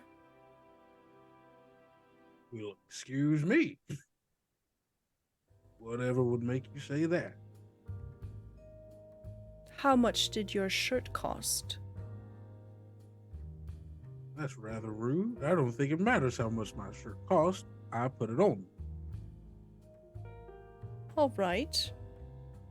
And they begin to look away from you, looking at the others, looking them up and down.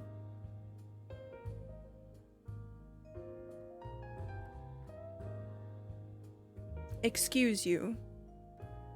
And they try to walk around. He doesn't look over his shoulder at you. I step in his path. Oh, he stops. He looks you up and down. What? Are you a person? How dare you? Of course I am. Are you sure? Yes. Oh, you must be admiring my latest selection from the Citizen Forge. They begin to strike some poses. Oh, you. He is so full of himself in this moment. He chose this for himself, everybody. You get that at the forge? Mm-hmm. You can get all kinds of work done at the Citizen Forge. You know, I was once a tourist here at the Double Star Resort, but after the Citizen's Forge, I'm in no hurry to leave.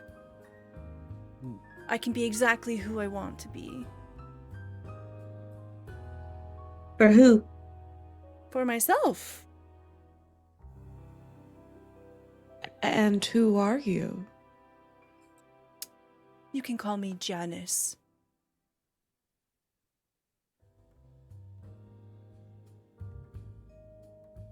Like the planet? Yes? Is it a planet? I don't know. I think you. I might as well be a planet. I am quite celestial, after all. You're just porcelain. You know what? I should get more stars in it, yes. He turns Didn't they around used to and he make goes... toilets out of that? If he could blush, he would. But you see that he goes back into the Citizen Forge instead. More stars. Yes, yes. I don't like rich people. I don't like rich people. I used to be around a lot of rich people. Never liked them. Never will. I should have just let him keep wearing that toilet. Should have pushed him over. He'd crack, that's for sure. Wait, what would happen? What would happen if he cracked, actually? He probably died. Just looks over to where he went. I don't even think I want to know. I mean, you know what? I guess I get it. You know, you want to feel comfortable in your body. You want to make sure, you can have whatever you want. Porcelain's an interesting choice, I will say, but I mean, hell, if I could get myself some new joints, I would. As you're standing here in the hall of the second floor, you can see that there's another one of these architect robots far, far down away from you, past the Citizen Forge, and it appears to be systematically taking apart one of the benches, and it's making a neat pile of stuff. Systematically picks up a garbage can and begins to break it apart piece by piece.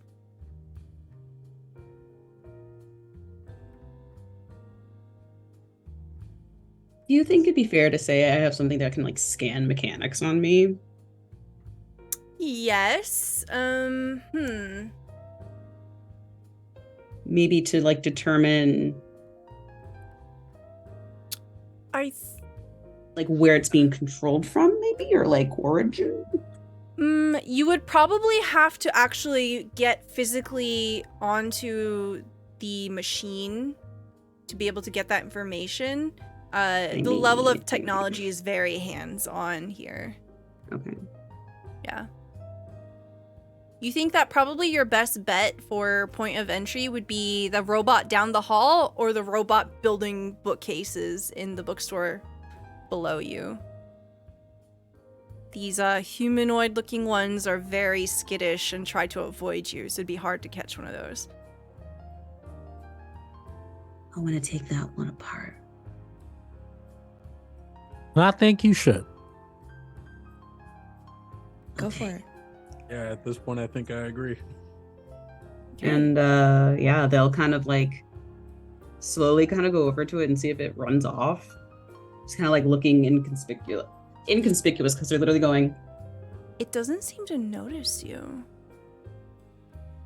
Kind of like move behind it and see if there's some way it can like, you know how you that tester thing for a car. You know what I'm talking about, like the diagnostic tool. Mm-hmm.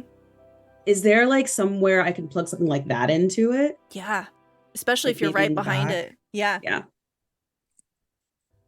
So I think they're gonna take out that tool and then just kind of shove it in. You begin to do so. Roll me a savvy check. And your grease monkey totally can apply here. Yeah, okay. Yeah, let's use one of those. Okay. It's So 11. you spend 1 heart to re-roll 2 dice. Okay, with an 11, you absolutely manage to hook into this thing. And as soon as you do, your machine, your diagnostics, begins to pour a bunch of data out to you. They are...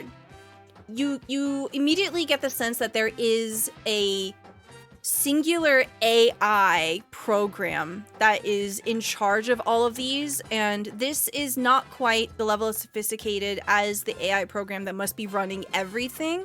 You learn that all of the cameras are connected to the AI. All of these are receiving commands from the AI. And as you do, it begins to jerk around. You see that the piles of things that it's been dismantling, it suddenly thrashes them to the side.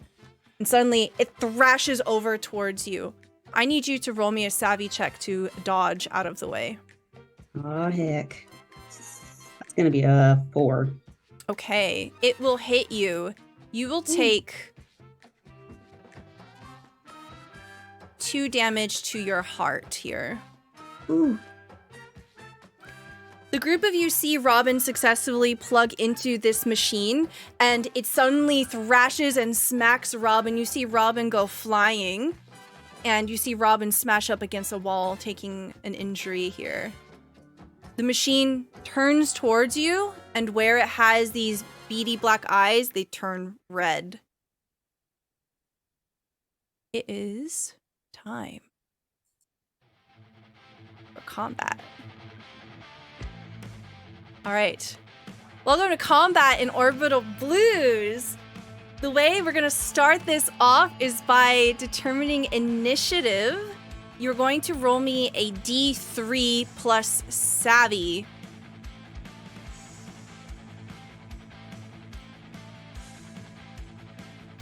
Roll the red dice for combat. I guess a D3 is just dividing everything by 2. You can do it on Roll20. Oh, Yeah. I guess that's right. Yeah. Okay. We got a 3 from Otto, a 3 from That should be a Parker. 4, because I forgot my plus. Oh, 1. okay. A 4. Very good. And then we have a 2 from JD and a 3 from Robin. Okay. You will go first, Parker.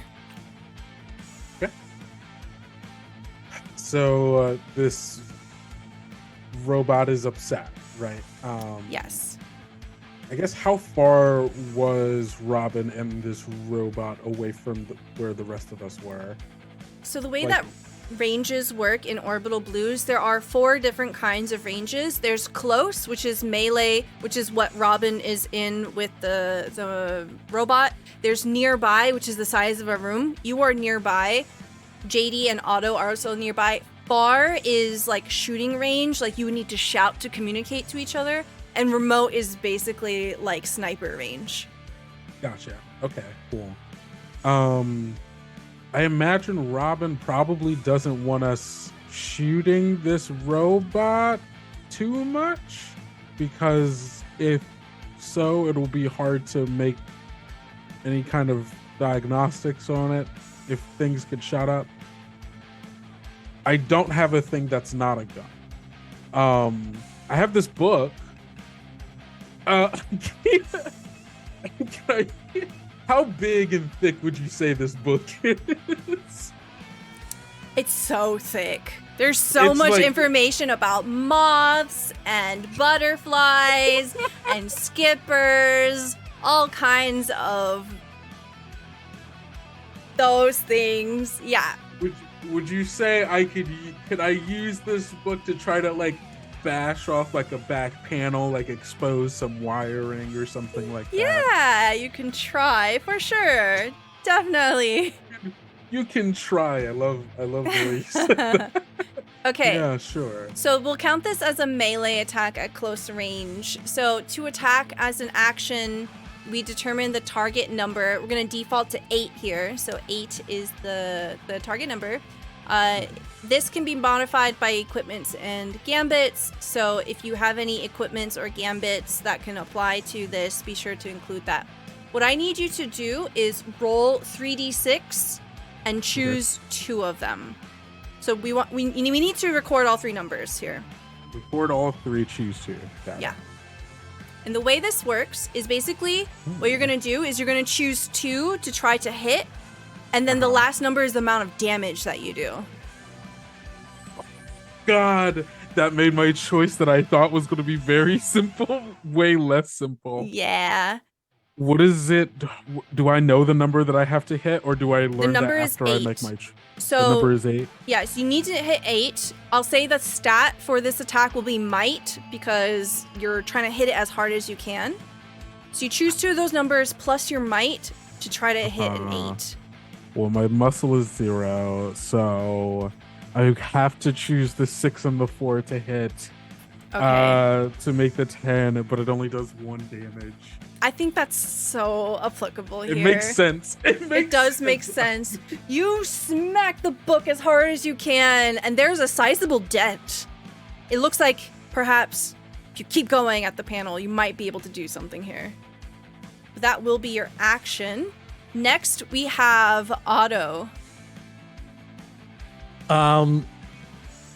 They're taking care of that. What else is around? Okay. Do an observation check for me. So I need you to roll me a flat 2d6.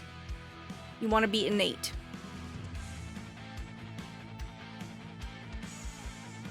Three. Okay. You can't really tell. You see that the cameras have all turned red. But that's the only information you have. With a shotgun, do you think I can blow up one of the cameras? Oh, yeah, for sure. Okay, this is going to be a... Is your shotgun a hand weapon? It's probably a hand it's a sawduff. Yeah. Okay, a hand weapon is ideally used at nearby range. So this is perfect. Okay, so you'll do the same thing here. Roll me 3d6. I'll say that to hit this will be a 6. Do I add anything with that? We'll add your savvy. Okay. I'll take my roll of a 1 and a 3 and add 2 savvy to hit 6 and then do 2 damage to it. Absolutely. You cock your sawed-off shotgun and you blast the camera. It's gone. There's just a hole there now. And that's probably going to be my turn. Excellent. Robin, it's your turn. You get up. That's going to leave a bruise. Ow. Yeah, Robin kind of gets up, grabs bow staff, like kind of just shakes it and like the two sides pop out.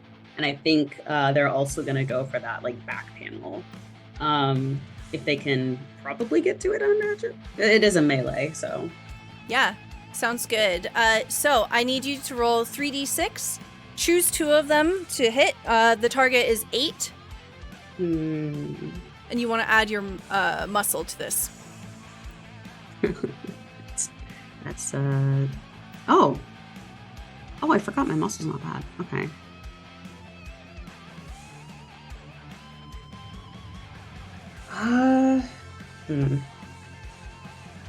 And I have to beat a 6? Yeah, this is an 8. Oh. Okay, so I rolled a 3, a 4, and a 6. So I'll take the 3 and 4, add my muscle to it, which is 2, to beat it, and then I'll use the 6 as my damage. You slam your staff into the back of the panel, and not only does it level it, you see that it falls down face first. It doesn't seem to be destroyed, but it is offline.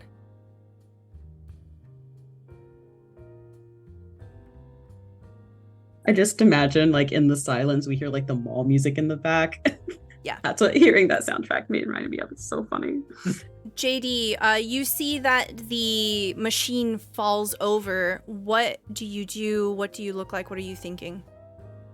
Are there any other cameras around that we should probably take out? You see that there is a camera closer to the escalator that you just came up. There's one inside of each store, essentially. Okay. So where you're at, probably you're fine. Okay. Well, she kind of like, she had her gun ready and she was like, oh, okay, well, that's fine, I guess. How close are we to the actual citizen, what is it called? Forge? Mm-hmm. The citizen forge is literally only like 20 paces from you. Okay. She's gonna start walking towards it, like on high alert, making sure that there's no one else around that could attack us, but kind of gesturing to the rest of the team to follow if they can. I'll follow JD. Okay. As Parker and JD move towards the Citizen Forge, Robin, you have this chassis of a robot in front of you. What do you want to do with it? I'm gonna take it the heck apart. And kind of try to determine maybe like the type of AI, like if there's like a range on it so I can detect maybe where the base is, kind of make where all the cameras, just find out whatever I can, I guess. Yeah, absolutely. Roll me a savvy check here. And you can definitely use your grease monkey for this. Ooh, that's gonna be 8, 9. Okay, very good. How much heart are you at right now? 6. 6, okay. That's not bad. Okay. As you begin to rip into the innards of this robot, you are able to determine that it is now offline, so it's not affected by the AI that is controlling this entire resort. You are able to disable that completely if you want to repurpose this to be on your side, or if you want to take it with you. It has suffered some damage, so it's going to be a bit wobbly and not as fortified as it normally is. But essentially, this is a robot created to build things, and you are able to discern these robots are probably made in mass here.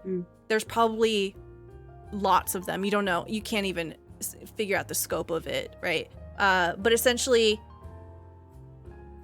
with the right configurations, this could definitely be deadly. Just getting hit that one time, that hurt a lot. Yeah, I think, oh gosh, what exactly do I want to do with it though?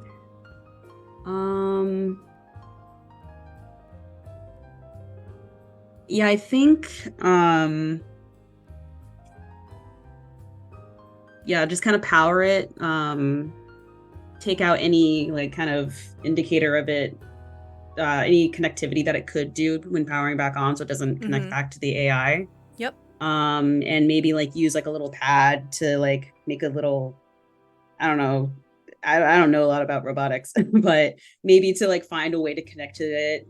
Maybe has like some kind of interface where they can like, I don't know, wirelessly get into things. Yeah, you are able to turn on a very basic voice-controlled command option. So you calibrate it to take commands from you. It'll be extremely basic. You can tell the level of intelligence for this is not sophisticated. It's given a job and it does the job. So for now, if you want it to follow you, it can follow you. Test it out. They're gonna go, all right, high five.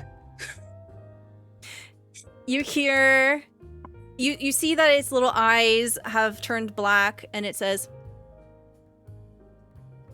high five.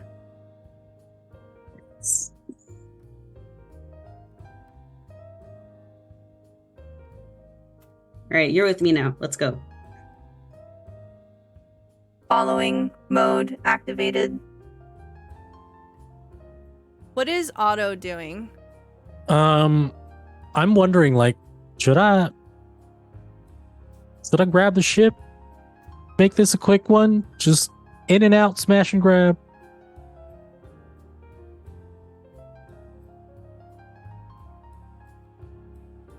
Because I don't like what happened there. And I'm afraid we take this thing, that's going to happen on a larger scale, and I don't know if we want to. I like to imagine that Otto says this right as you regroup at the front of the Citizen Forge, now with a new little robot companion. And the group of you peer inside. You see this vessel. It is about 7 feet tall. It appears to be just a solid black block to you inside of this store. There's nothing else in the store. There's a small panel on the front of this big black box, and you see that it begins to hiss out smoke and it opens up. You see Janice step out, and they seem to have been modified by this device. The skin that they had, it has a sprinkle of stars over their face, and you see that there is a small prosthetic halo coming off of their head, and they have these tiny little angel wings coming off their shoulders. And as they walk out past you without stopping, and they leave down the corridor. Behind them, more interestingly, is this machine. It looks like it's a giant injection mold machine, and there's a person-shaped imprint that Janice walked out of. And you realize that this several thousand ton thing is the replicator that you need to grab. Sorry, several thousand pounds, not ton. I was gonna say. Sorry, no. Still not great, but Yeah, I don't think we're getting that. All right. Definitely not wheeling it out of here, that's for sure. Yeah.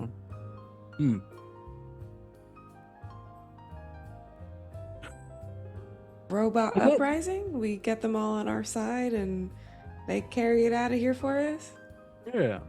Normally, I would be a little hesitant to just talk our plans out at the specific scene, but You look up, there's a camera right above you.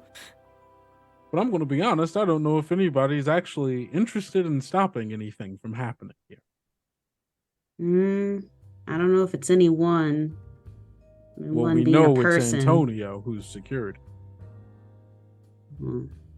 Antonio's security too? Poor boy? Yeah, that's what it said in there. And that's why I was like, I feel kind of bad. He's going to be the one to face the brunt of all this. Tony will probably be here soon then. Well, if he shows up, I think it would be pretty easy to convince him to perhaps, yeah. Why would someone like that agree to all that? They must have something, I don't know, either they're working towards or They can't get out. You know, I knew this guy once, kind of similar to Antonio. Real scrawny, lean, very easy to bully, very easy to push around. You know, there's some people who are just want to find a place, want to find, something that, they can hold on to, claim as their own, and they'll endure a lot to take a hold of that, I guess. Even if it means taking a shitty job, that means you have to do a bunch of what should be a bunch of different people's shitty jobs all at once. Yes, I can understand that. Just a lost soul, just like the rest of us were at a point.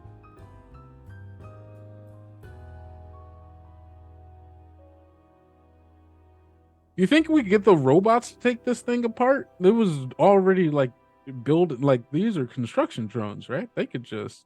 That's what I was thinking. I mean, go on. If they just take it apart, move it out of here for us, and I don't know, we bring one with us that knows how to reassemble it. Robin, you think you can find the place where all these things are controlled from? We can try. If I can find the place, I know how to do it. From scouting out the inner intelligence of this robot, you get the sense that it's not from this building, it's not from the hotel. It's probably either the busy middle of town where the monument was, Andromeda Crossing, or it's the convention center.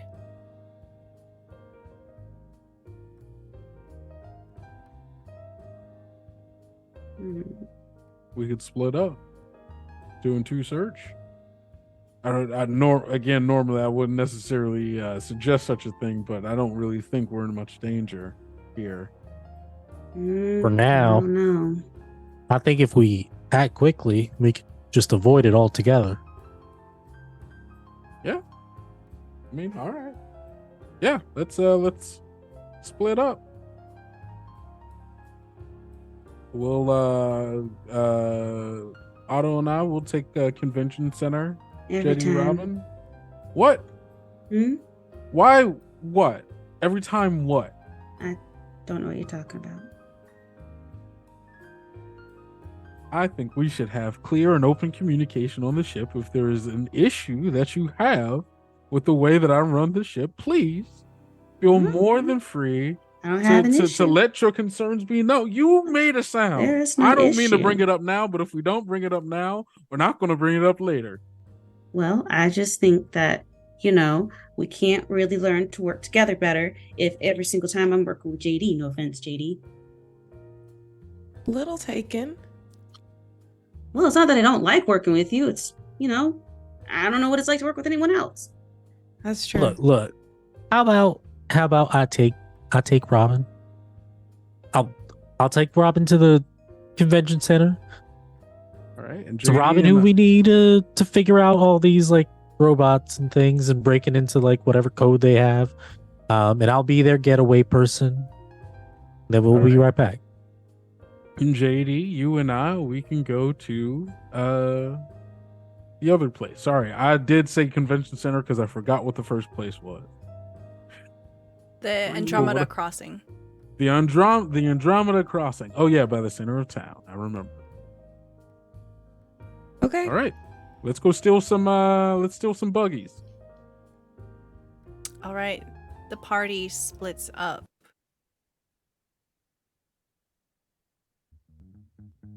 JD and Parker, you make your way over towards Andromeda Crossing, and while you're there, you realize all of the cars that you've seen are completely empty. They are all being driven by AI, and all of the people you saw shuffling around are more of these robots. There isn't another single living person here. However, as you're making your way over towards the monument, you see something interesting. You see a giant teddy bear wearing a cowboy hat, dipping out from behind a billboard, and is heading towards the direction of the hotel. See, I told you I was not crazy. Okay, yeah, no, that's weird. That's weird. Do we have communicators to stay in contact with each other? With each other, yes, but it's a closed system. So you can't communicate with some stranger. Yeah. No, Yeah. yeah. I was just gonna. If any of you all see, just keep an eye out. Seems to be heading over towards the hotel. Copy that. Yeah. We gotta be careful too. Wait, he saw the bear? I think that's what he said. I have to apologize to JD. I'm sure they'd appreciate that. JD and Parker, you can see that this person's not moving very quickly. They're actually taking their time. I mean, We should call out to them. Hey, yeah. Hey, are you Hey! Mercury? hey, you! As you call out, the person stops. They pull off the giant teddy bear head, and you see this long cascade of silver and blue hair fall out, and they whip their head around, and Mercury looks at you, she, her pronouns. She says, "Excuse me?" Hi. Are Hello. you Mercury? Yes. Are you a guest here? Yes. We were speaking to Antonio earlier, and he mentioned how bizarre it was that you were out here by yourself. What are you Oh. doing? Oh, this is fantastic. I could not have asked for anything better. Fantastic. She begins to turn around and head towards you, and you see her put the teddy bear head on the ground, and she pulls out a cigarette and she starts smoking. She leans up against one of the buildings. If anyone asks, you needed my help. Sure. Sure. So you're out here avoiding your job? I mean, you could say that, or I'm just taking my break and helping out a customer, you know? Yeah, no, I'm not judging. I'm just trying to get our story straight here. I'm sorry. Did you actually need help with something? What's going on? And you see that she pulls a drag off her cigarette, and she's just relaxing.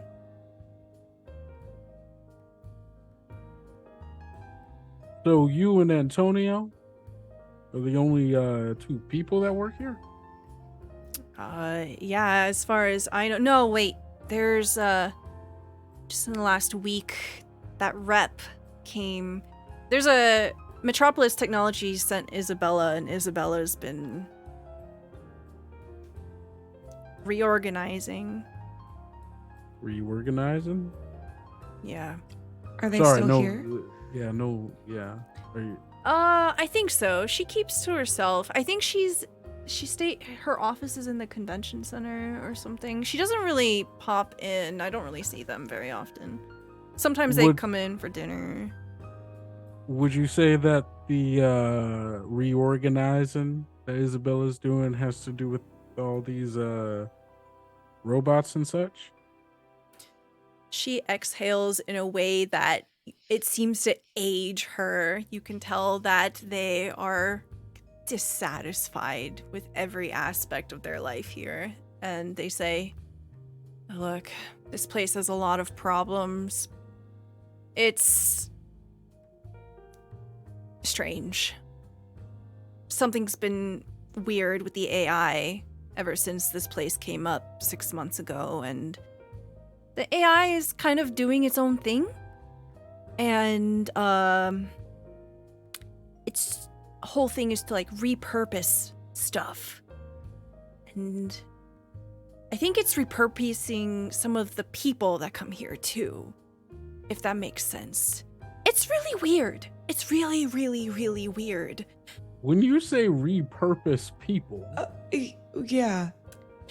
Yeah, I don't know. Don't go to the Citizen Forge. It's fucking weird. I would not go that way. It's doing things to people. Yeah, we met this guy, Janice. Oh, real asshole. Yeah. Yeah. Yeah. So are you saying that people come here and then they don't leave because they can't leave because they're repurposed? I think some of them, yes, but I also think some of them stay for whatever reason. People aren't leaving.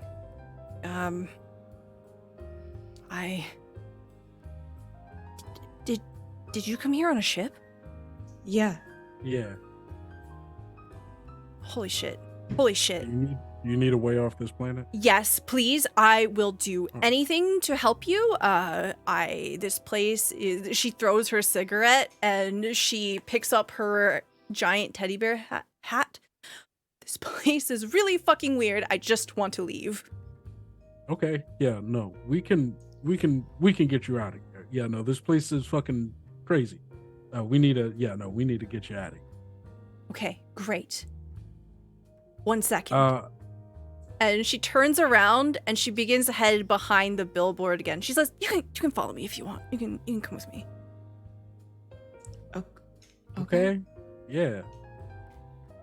As you enter behind the billboard, you slip into a building and it's clearly been repurposed by her to be a hideaway of some kind. There's a makeshift bar, there's some supplies hidden away, there's an obvious makeshift bed that is slept in and messed up. You see that she puts the head down and she grabs a duffel bag and begins shoving things into the duffel bag. Yeah, anything you want, anything you need, I am here for it. Okay. Well, who are you? Are you really just tourists here? You don't look like tourists. No. We're not. No, we're not. We came here to steal a replicator. Yeah. The thing that's repurposing people. Oh, the forge? Yeah. Yeah. Oh, that's awesome. Yeah. I am Okay. super down to help with that. It's kind of heavy. Yeah. Do you know where those drones are controlled from? We got a friend who might try to get the robots to repurpose the forge onto our ship. Oh, that might be a bit difficult. You see, the robot army is at the convention center, and What? The what? the robot army. The robot? Okay. Call Otto right now. And we'll, Put Otto on the phone now. we'll cut over to them at that point.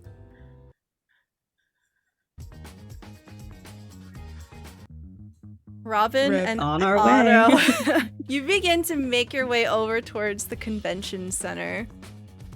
You see this wide, sweeping, open plaza that would be perfect for a music festival, and next to it is this enormous building that could house so many various little rooms.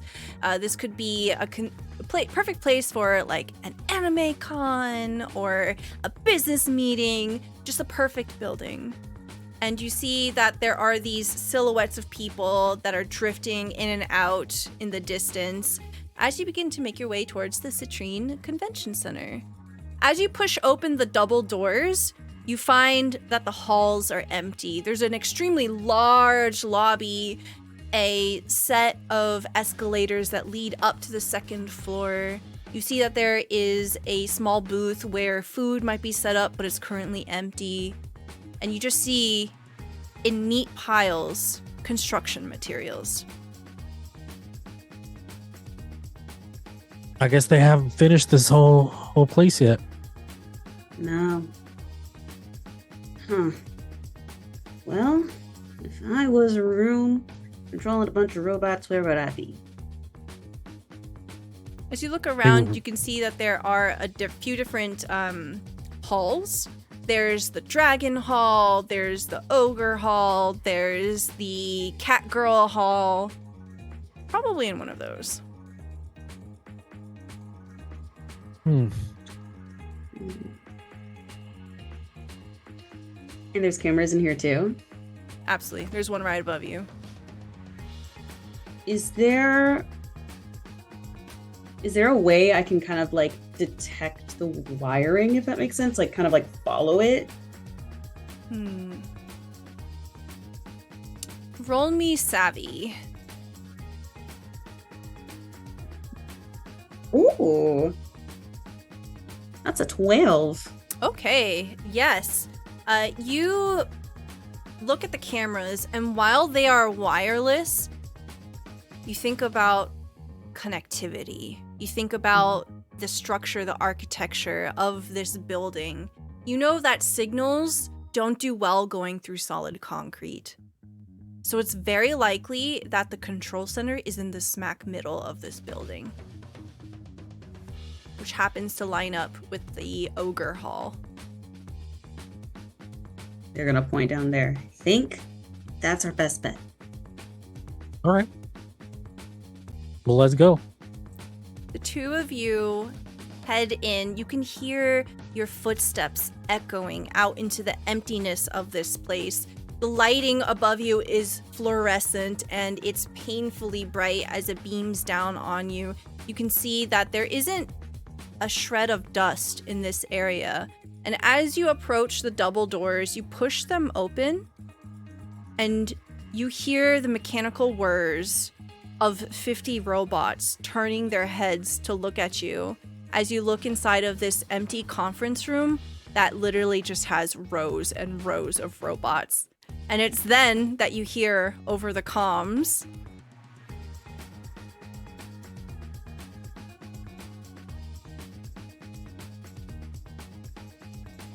Oh, yeah, so we got some word that there might be a robot army over there in the convention center.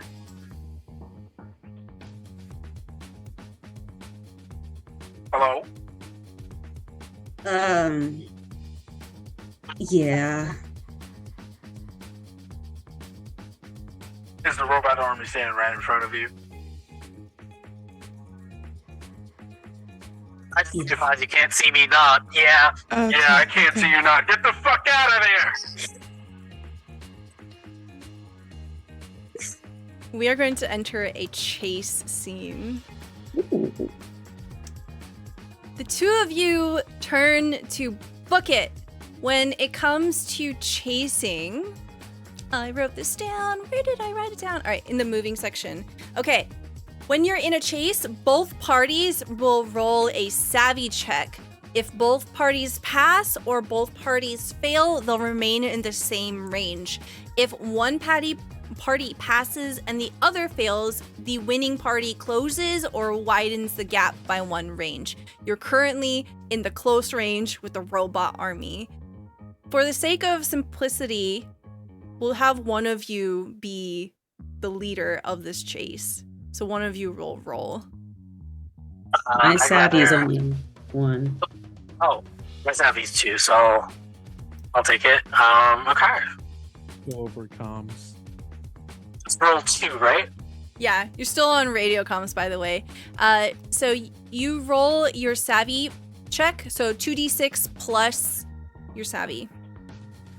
And remember, you can exert yourself to re-roll dice if you like at the cost of heart. 11. What'd you say? Sorry, your radio thing is still on.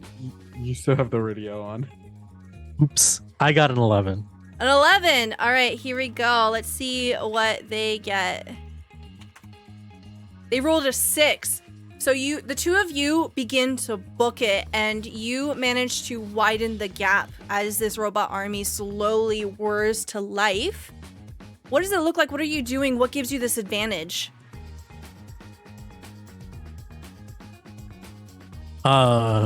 You can like barricade doors, you could throw things down, you can do whatever you like with the environment. Is there something like when we first get out that I can maybe like put in front of the doors? Like maybe like a bench or something? Like I just slide a bench in front of the doors? Yeah. As soon as you guys get out, you slam the doors closed, you move the bench into place, and you start booking it. You can hear the sound of thrashing, the sound of the doors getting beaten down, splintering underneath heavy metal hands.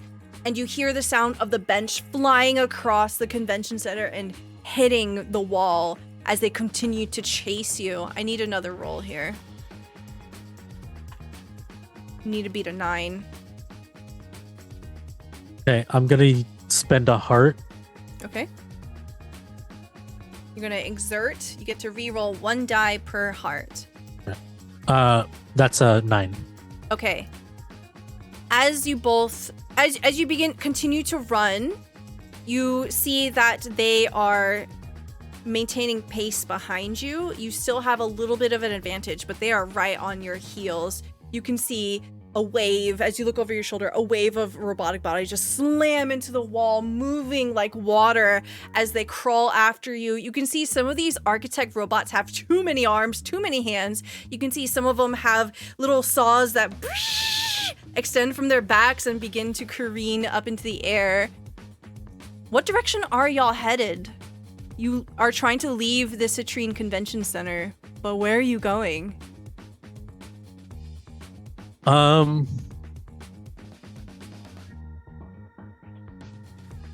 think we should get the ship. Yeah, how close are we to those little things we were in before? Yeah, those little buggies. There's one, you had to get into one to get here for sure, because it's not walking distance, not comfortably anyway. It's way too hot outside. We probably left it like right outside of the door. Okay, fantastic. You'll have to give me one more roll to get to the buggy here. So roll me 2d6 plus savvy. You have to beat a 7. Beat a 7? Oh, I got a 10. Okay, excellent. So tell me what happens here that allows you to get into the buggy, lets you to get away as this wave of robots comes smashing out into the plaza.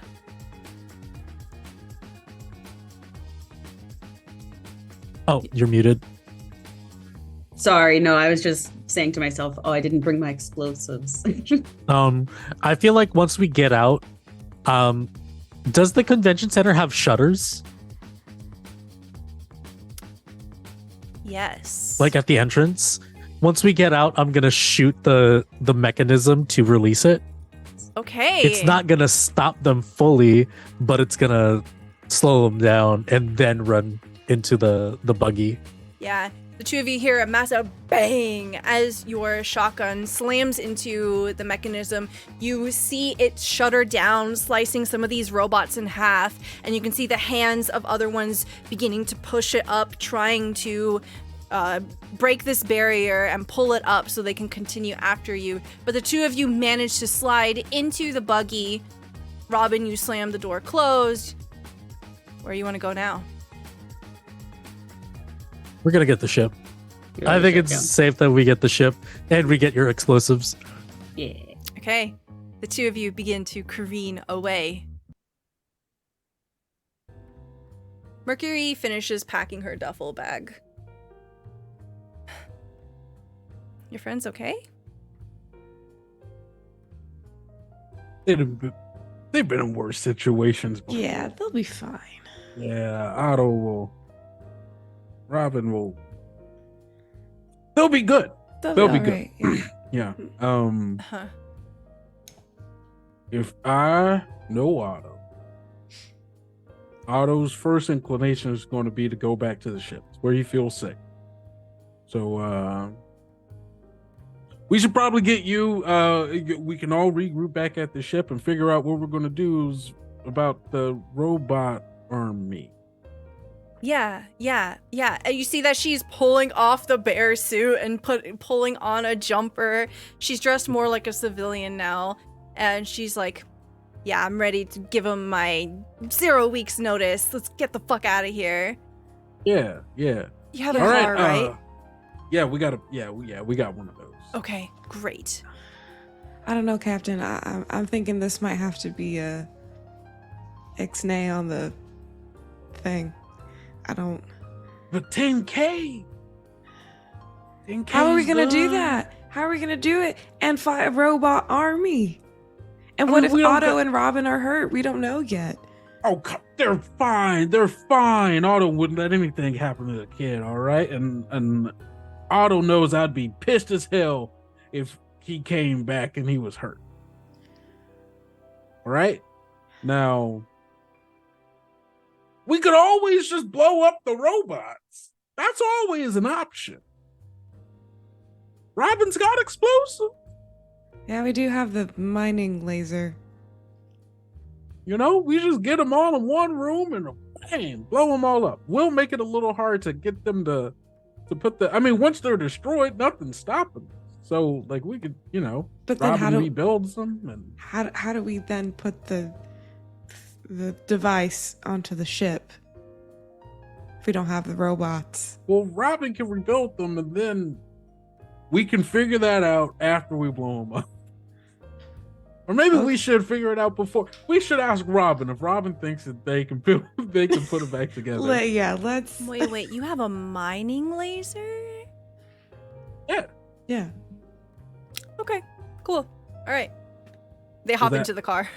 Did you have okay, it seemed like you had an idea. If you did, and we'll like hop into the car. I've never seen a mining laser before. I'm down. Oh, this is great. Well, yeah, no, an adventure. Yeah.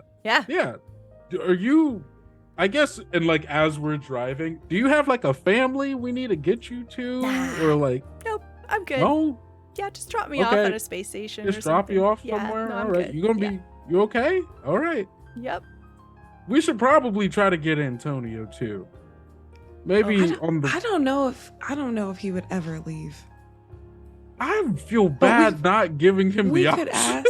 We could ask. Yeah. I feel like it'd be rude if we did it. We don't have to stop right now because like it's a bit of a detour. Still driving. Yeah, as you're driving, Mercury's smoking in the back seat, and she's like, "Oh yeah, Antonio fucking hates his place."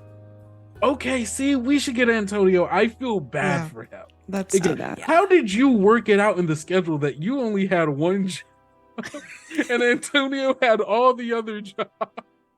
Listen, it's an art, okay? Slacking off. I'm very good at it. Okay. Props to you. All right. Remind me not to offer you a job. I'm kidding. I'm a good dancer. Should we check in with Otto again? Yeah. Good point. Hey, honey bear, how's it going? You don't hear my response. You just hear like loud screams and noises. Holy shit! I told you they'd be all right. Oh shit! We're heading back to the ship. I'm assuming you're on your way too? I almost got it. Shit! All right, we'll see you there. See, they're fine. Yeah, they sound fine actually. I thought it was going to be much worse. Yeah, right? Like, we could hear both of them. That means they're both alive, which is amazing. See? It'll be all good. Just slowly driving back to the ship. Just chatting. So Otto and Robin, you get to the ship first. What do? Start the engines. As soon as you start running up, you see Rusty gives you a thumbs up, and you see the eye kind of whirling happily at you, and it says, "No intruders detected." Oh no shit, Rusty! Start the engines. Right away. All right, and the three of you just kind of skirt onto the ship. You power it up. What's the plan? Are you gonna wait for Parker and JD? No, I'm gonna say I'm just gonna say I'm gonna go on comms and tell Parker Huggy Bear, meet us at the what's the thing? Citizen forgetting A Forge? mall? Citizen Forge. Citizen Forge. We're headed to the Citizen Forge. We're Alright. dragging that thing, whether it's one piece or several. We're dragging that thing out of there. All right, we'll meet you there. I love it when he's panicked. And then he gets so creative. The hotel's that way. Hotels that way. Oh shit. We just gotta make a real quick detour. Yeah, we just gotta. Okay. Yeah. Just hang Oh, on. Yeah. We'll get Antonio afterwards. Yeah. Well, yeah. Is there like a radio or like some kind of communicator on the buggy itself that I could maybe like send like a message to, like, because Antonio is in charge of literally everything else. Like security, is there like a thing that I can flip So- on? You look around on the dashboard, you don't see anything, but you do see that there's a camera watching you. Is that his job too? He said security. I think it's pretty clear by now, because of all the different hats he has to wear, there's no security on this resort. So the cameras are bullshit. They're not even. Okay. Well, all right. they were moving, so someone's watching. Someone is watching. I'm a punch the camera just for good measure. Yeah, you know what? Yeah. Yeah. All right. You Well, smash it, it's broken. yeah. Okay. Is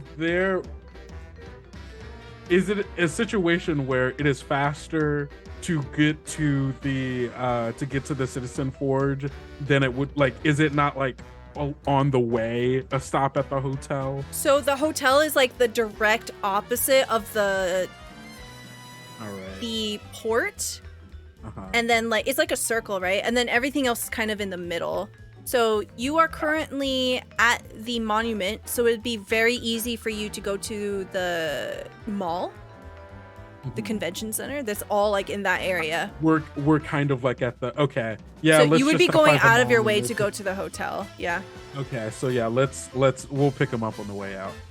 Okay. Yeah, it'll probably be faster to fly to the hotel. Yep. All right. And we'll kind of skirt around traffic and we'll fly over. Mm-hmm.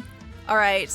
Otto and Robin, you begin to head towards the Aquamarine Mall. You can see the glass ceiling. You can see the water feature, light just pouring down into it. You can see very clearly this giant black box in one of the stores. Okay. Because the mining laser also is equipped with a mining claw, I'm going to use that. Okay. But the thing is, how are we going to open a hole big enough for us to pull it out? That's what the mining laser. I have an idea. Do it, kid. Light Do her it, up. kid. I trust you implicitly. I don't care what it is. Slowly driving. Do you think it was a good idea to leave Otto and Robin together? I don't actually, but I wasn't gonna say anything because I know they've been having these feelings for a little bit and they should be allowed to express them. However, I do believe that we should watch out for any debris in the coming moments. I agree. Hold on tight back there, Mercury. Mercury just like hands splayed out from all of the like maneuvering and turning around and all of that. Try my best. Robin. So I've got how many explosives? 5? Yeah. If I remember correctly. Yeah, I'm gonna use 4 of those. One kind of on each corner, so it's kind of as far away from the mechanics of it as possible. Mm-hmm. To kind of like, what is the ceiling made? Because you said we can see it. It's glass. Yeah. So I just want to shatter it. Yeah, absolutely. Okay, roll me a savvy check here as you begin to prepare the explosives. That is an 8. Okay, that's a success. Tell me what this looks like as you successfully blow a hole in the top of this building. So if we're flying, probably like propel down in some way. Okay. There should be like rappelling or ladders or whatever. Yeah. Yeah, probably like it's a ladder and like sets one of the explosives up, one in each corner, kind of like perfectly set, has a pretty good understanding of explosives, so knows that it's not going to do any damage to anything inside and really just put shockwaves through the top and drop a bunch of glass.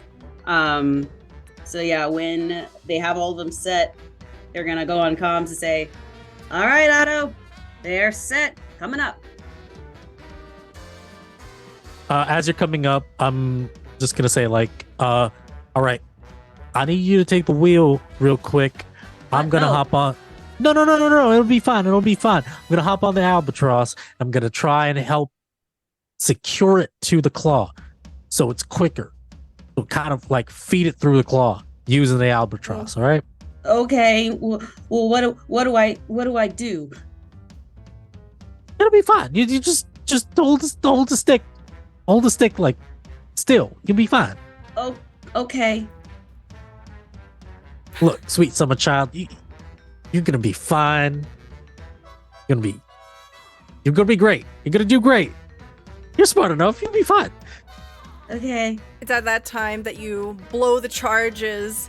The ceiling crashes down, all the glass shattering, destroying the roof of this beautiful building, exposing the citizen vault to the open air now. A bunch of debris everywhere. You can see some of the humanoid robots have fallen over and are in awkward angles and positions. You also see that the architect robots from the convention center are slowly like making their way over, but it is a lot of distance they have to cover. So you have some time, but not a lot of time. I'm gonna take like, I assume because we do cargo. We have like shipping harnesses for cargo to like hold them down. I'm gonna take all of them. I'm gonna hop on the albatross, and I'm gonna, because it's a smaller ship, I'm gonna go in and prop it up so we can grab it with the claw underneath.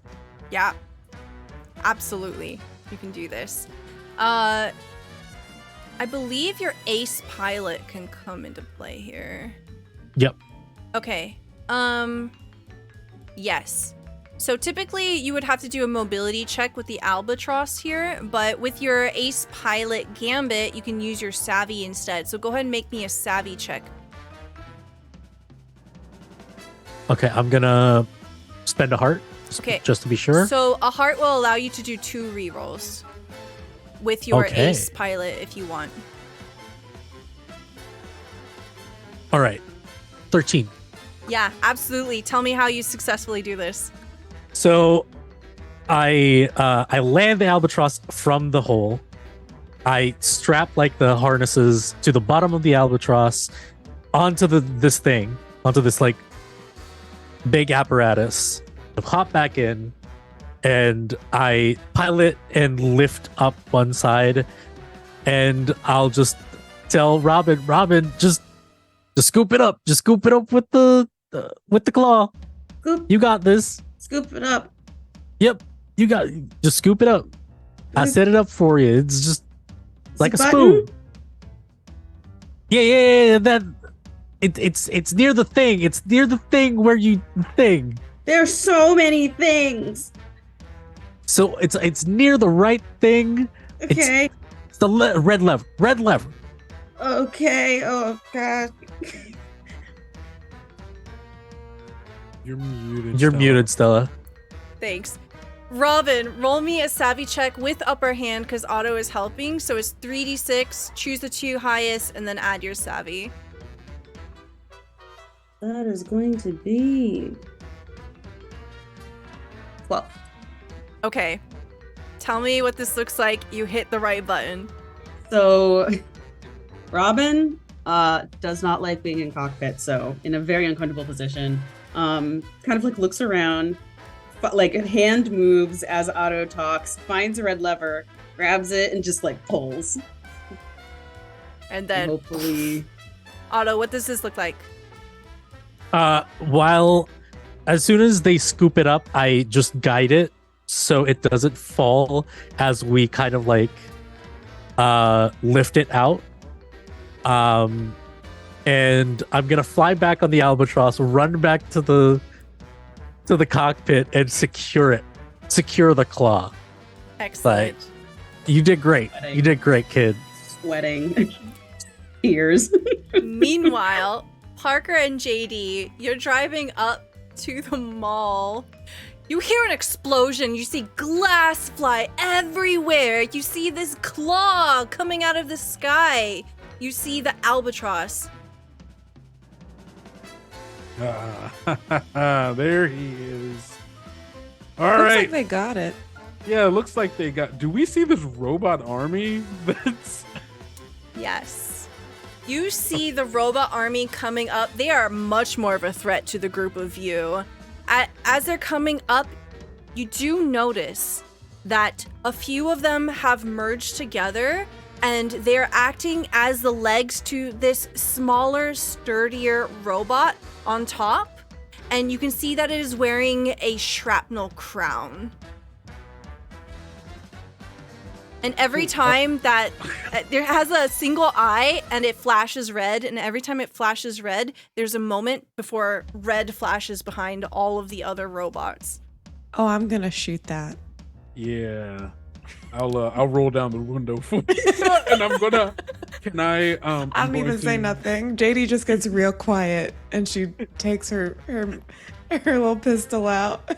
I see the look on JD's face. I'm like, oh, it's shoot time. All right, and so I'm gonna try to like while we're driving, like line up a shot for her. Yeah, If I absolutely. can assist in that way. JD, your gambit of Devil's Right Hand, you always roll with upper hand when attacking with pistols. Go ahead and roll me an attack here. So that is going to be the 3d6. Sorry. When you have upper hand for an attack roll, you roll 4d6. And you will... Oh, I don't want to mess this up. Where to go? And discard the lowest die. Okay.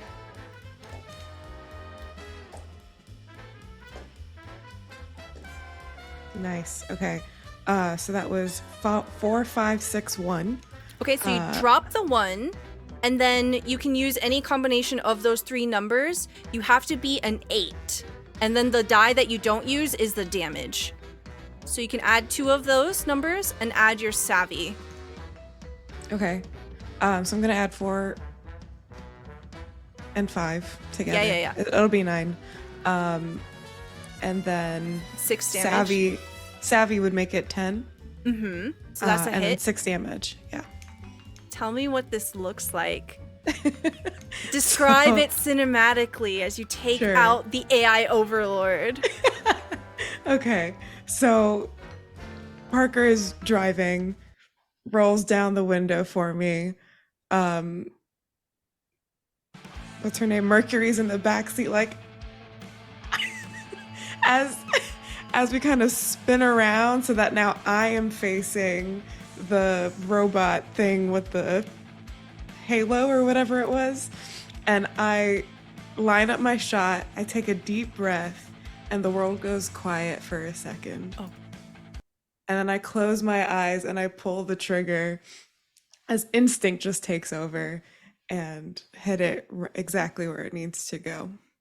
You can see it moving almost in slow motion from how fast it's going.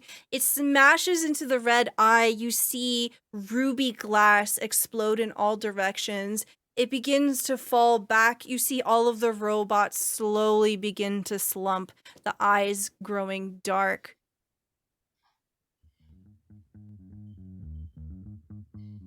It's quiet.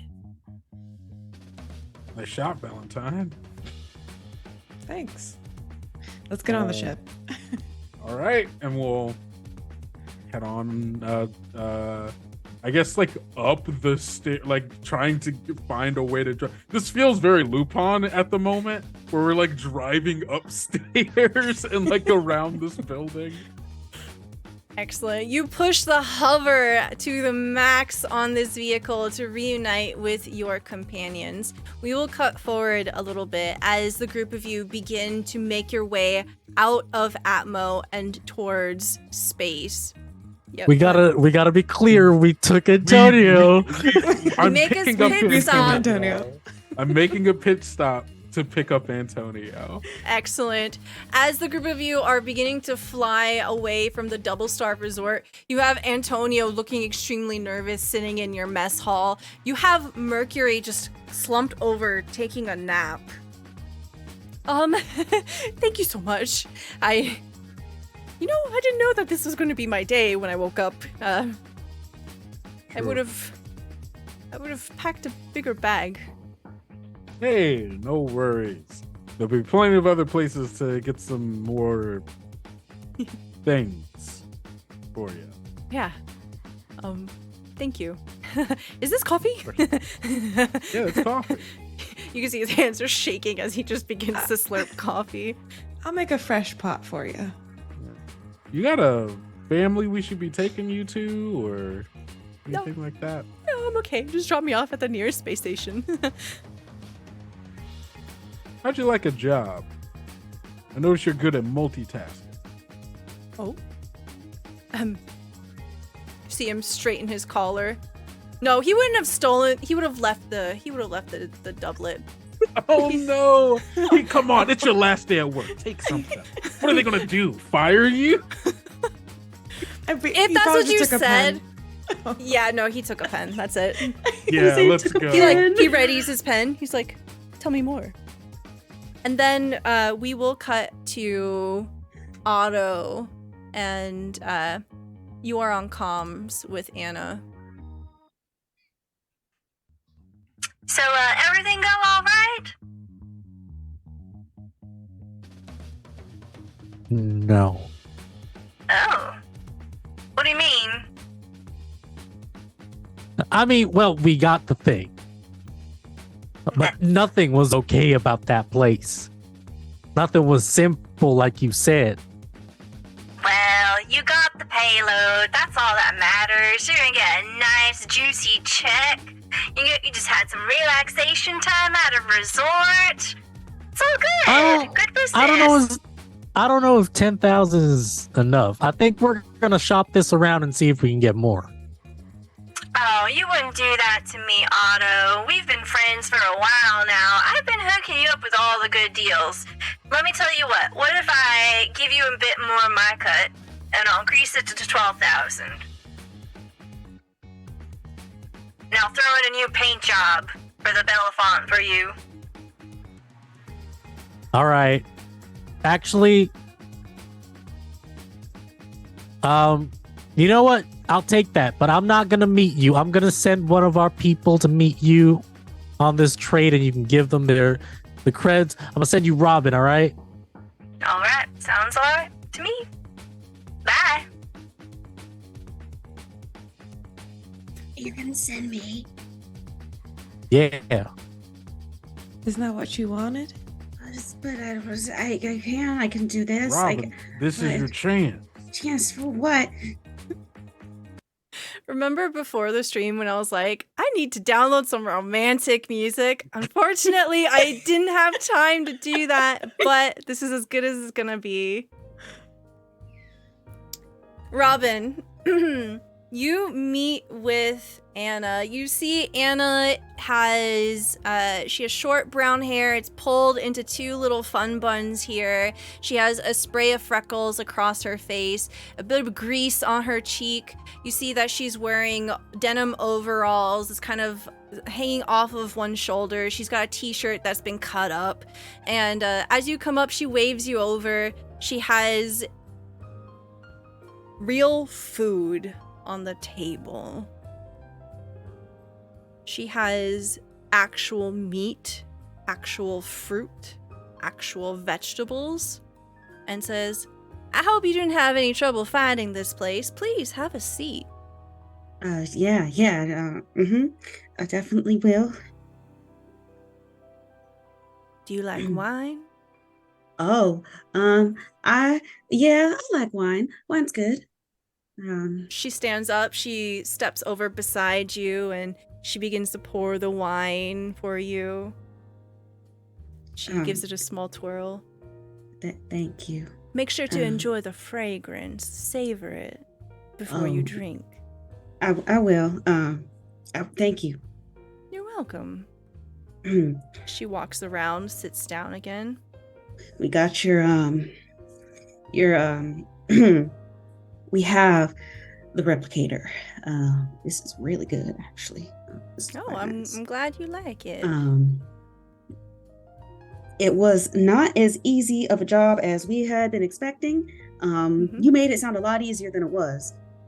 Oh, I'm sorry. I only gave you the information that I had, so... That's fair. I knew that you could do it. Well, it's because I got the team. I just kind of, I'm in the hand there in the engine, just kind of working away. That's all I do. Oh, you do work too hard. Maybe. I tend. So, I forgot to say before. Robin always wears a hood, but acts like it's hair. Has hair, but will fully be like, or like. I love it. That's so good.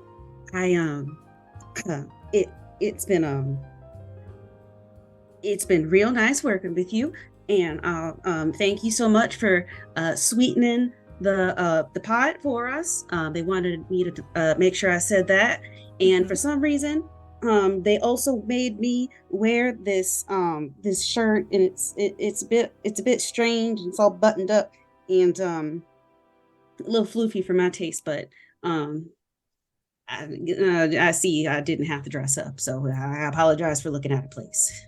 Oh, there is no need to apologize. I think you look lovely. It compliments you, brings out the colors of your eyes. Drinks wine. And you have this sweet moment, this sweet meal with this person. Eventually, you say goodbye. They give you the credits, and as the group of you are in your ship drifting through space, you are 12,000 credits richer. Group of you have dropped off Antonio. Antonio is now working with you. Mercury has been dropped off. Antonio's part of the crew. If Mercury wants to work here, Mercury can. Mercury didn't seem like... Do you offer? I might pitch it to the crew just because, why not? But currently my thought, my thought is they don't seem like they would be willing to kind of work for their cut. No. They seem nice, but maybe not crew worthy. Antonio, as the group of you are gathered together here in the mess hall, Antonio has taken up quite the role of chef on your ship. He just has a way, even using the replicator that is on your ship for the synthesized food, he has a way of spicing it just right. You could tell that all of his years of working for the Double Star resorts, he has had to improvise as much as he can, and he has become a master of his own craft. He makes a beautiful meal for the group of you to share as a crew. We should go on vacation more often. I agree. The scene slowly fades to black. And as it does, it opens up on the back of someone's head. This person turns around to look at the other person that just walked into their office. And they say, "What do you have to report to me?" "Well, boss, looks like there's been some sighting of someone that might be of interest to you." "Is that so? Who, then?" "Well, take a look at this video. It's been retrieved off of some asteroid with a resort on it." It's a video showing Parker walking into a bookstore picking up a book about moths, standing outside of the bookstore and waving it around. It's him. It zooms in on the tattoo on your arm. The skull surrounded by a ring of stone. The woman in the chair steeples her fingers together, the same tattoo on her arm. Well, well, well. Looks like we found you. And that is where we're going to end this session for today. Damn. Oh, no. That was the most Ocean's 11. Thank you so much, everyone, for being here. Thank you again to SoulMuppet Publishing for such an awesome system, an awesome setting, and also for the sponsored session. We are going to go around and reintroduce everyone at the table. Please tell me who you are, where we can find you, and what your favorite part of the episode was. And while that's happening, please use !AFTERBURN to check out the Kickstarter. It funded in only 4 hours. Congratulations to SoulMuppet Publishing. We hope that we can hit all of the stretch goals. All right, we'll start off with Calamity. Hi. Oh, hi, everyone. I'm Calamity.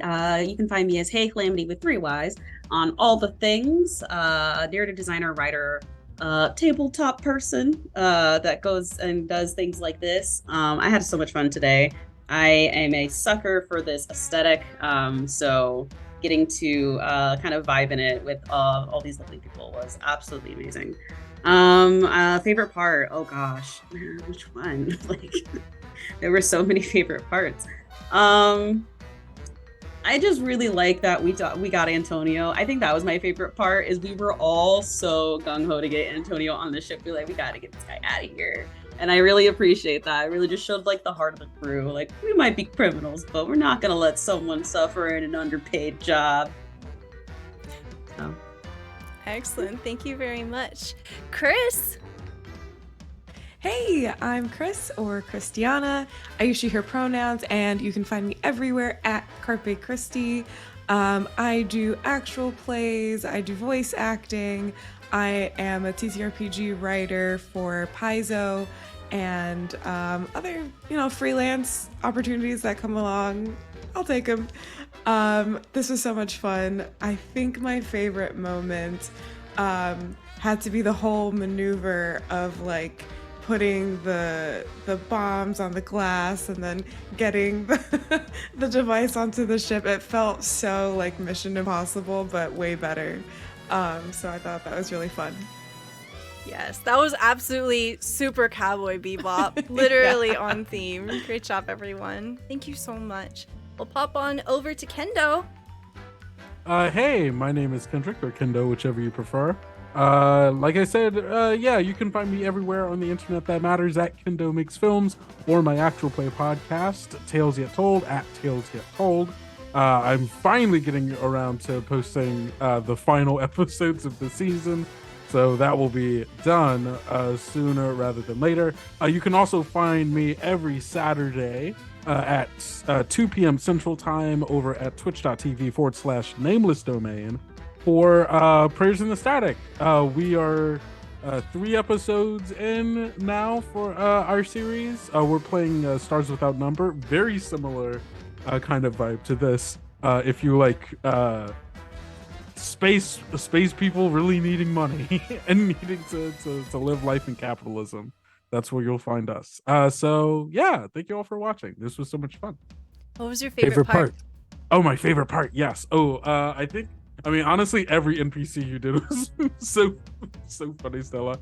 I think it was our cumulative reaction to seeing, like, recognizing just how deep Antonio was into this job, and just all of us being like, oh, this poor boy. Oh no. Oh, when Otto was like, I want to pull up the staff list, I was like, perfect, excellent, I'm so down for this. You were not afraid to just make it sadder and sadder. And I didn't make sadder, this and I up. It's respect in the that. module. So we are playing We Made This City on repeat, and it's in the thing. Good Yeah. job, Soul Muppet, for making truly the saddest man. Thank you so much. And then we'll pop over, last but not least, Fabian. What's up? My name's Fabs. Fabian. You can find me. My comic stuff is at Rockets and Pens, and you can find my TTRPG stuff at Madhouse RPG. Join me on Tuesday with a bunch of awesome people as we do Madness Over Manila, a Vampire the Masquerade game set in Manila in 2008. And part 1 is going on with our Kindred cast. We have Scary Dog Friend, Style Pixie, Disaster Queer, Toffee Plays, amazing people. Favorite part. I gotta give it to the side the side drift shoot from the window moment. That shit was solid. Yeah. I love how we went into this with JD saying, I haven't met a problem that I couldn't solve with a bullet, and literally proved it right. It was fantastic. Chef's kiss. Fastest gun in the West. Right. I really wish this was a series because we didn't touch on like any of the backstory because everyone was just so into like getting this job done, seeing out why everything was so weird, and trying to find that forge. I love that y'all instantly went, what? This forge? What the? It was like the last on the list, and it was the most like, excuse me, the what? The what now? I looked over and I saw Kendo's and Fabian's face at that moment, and I was like, yes, got them. Nice.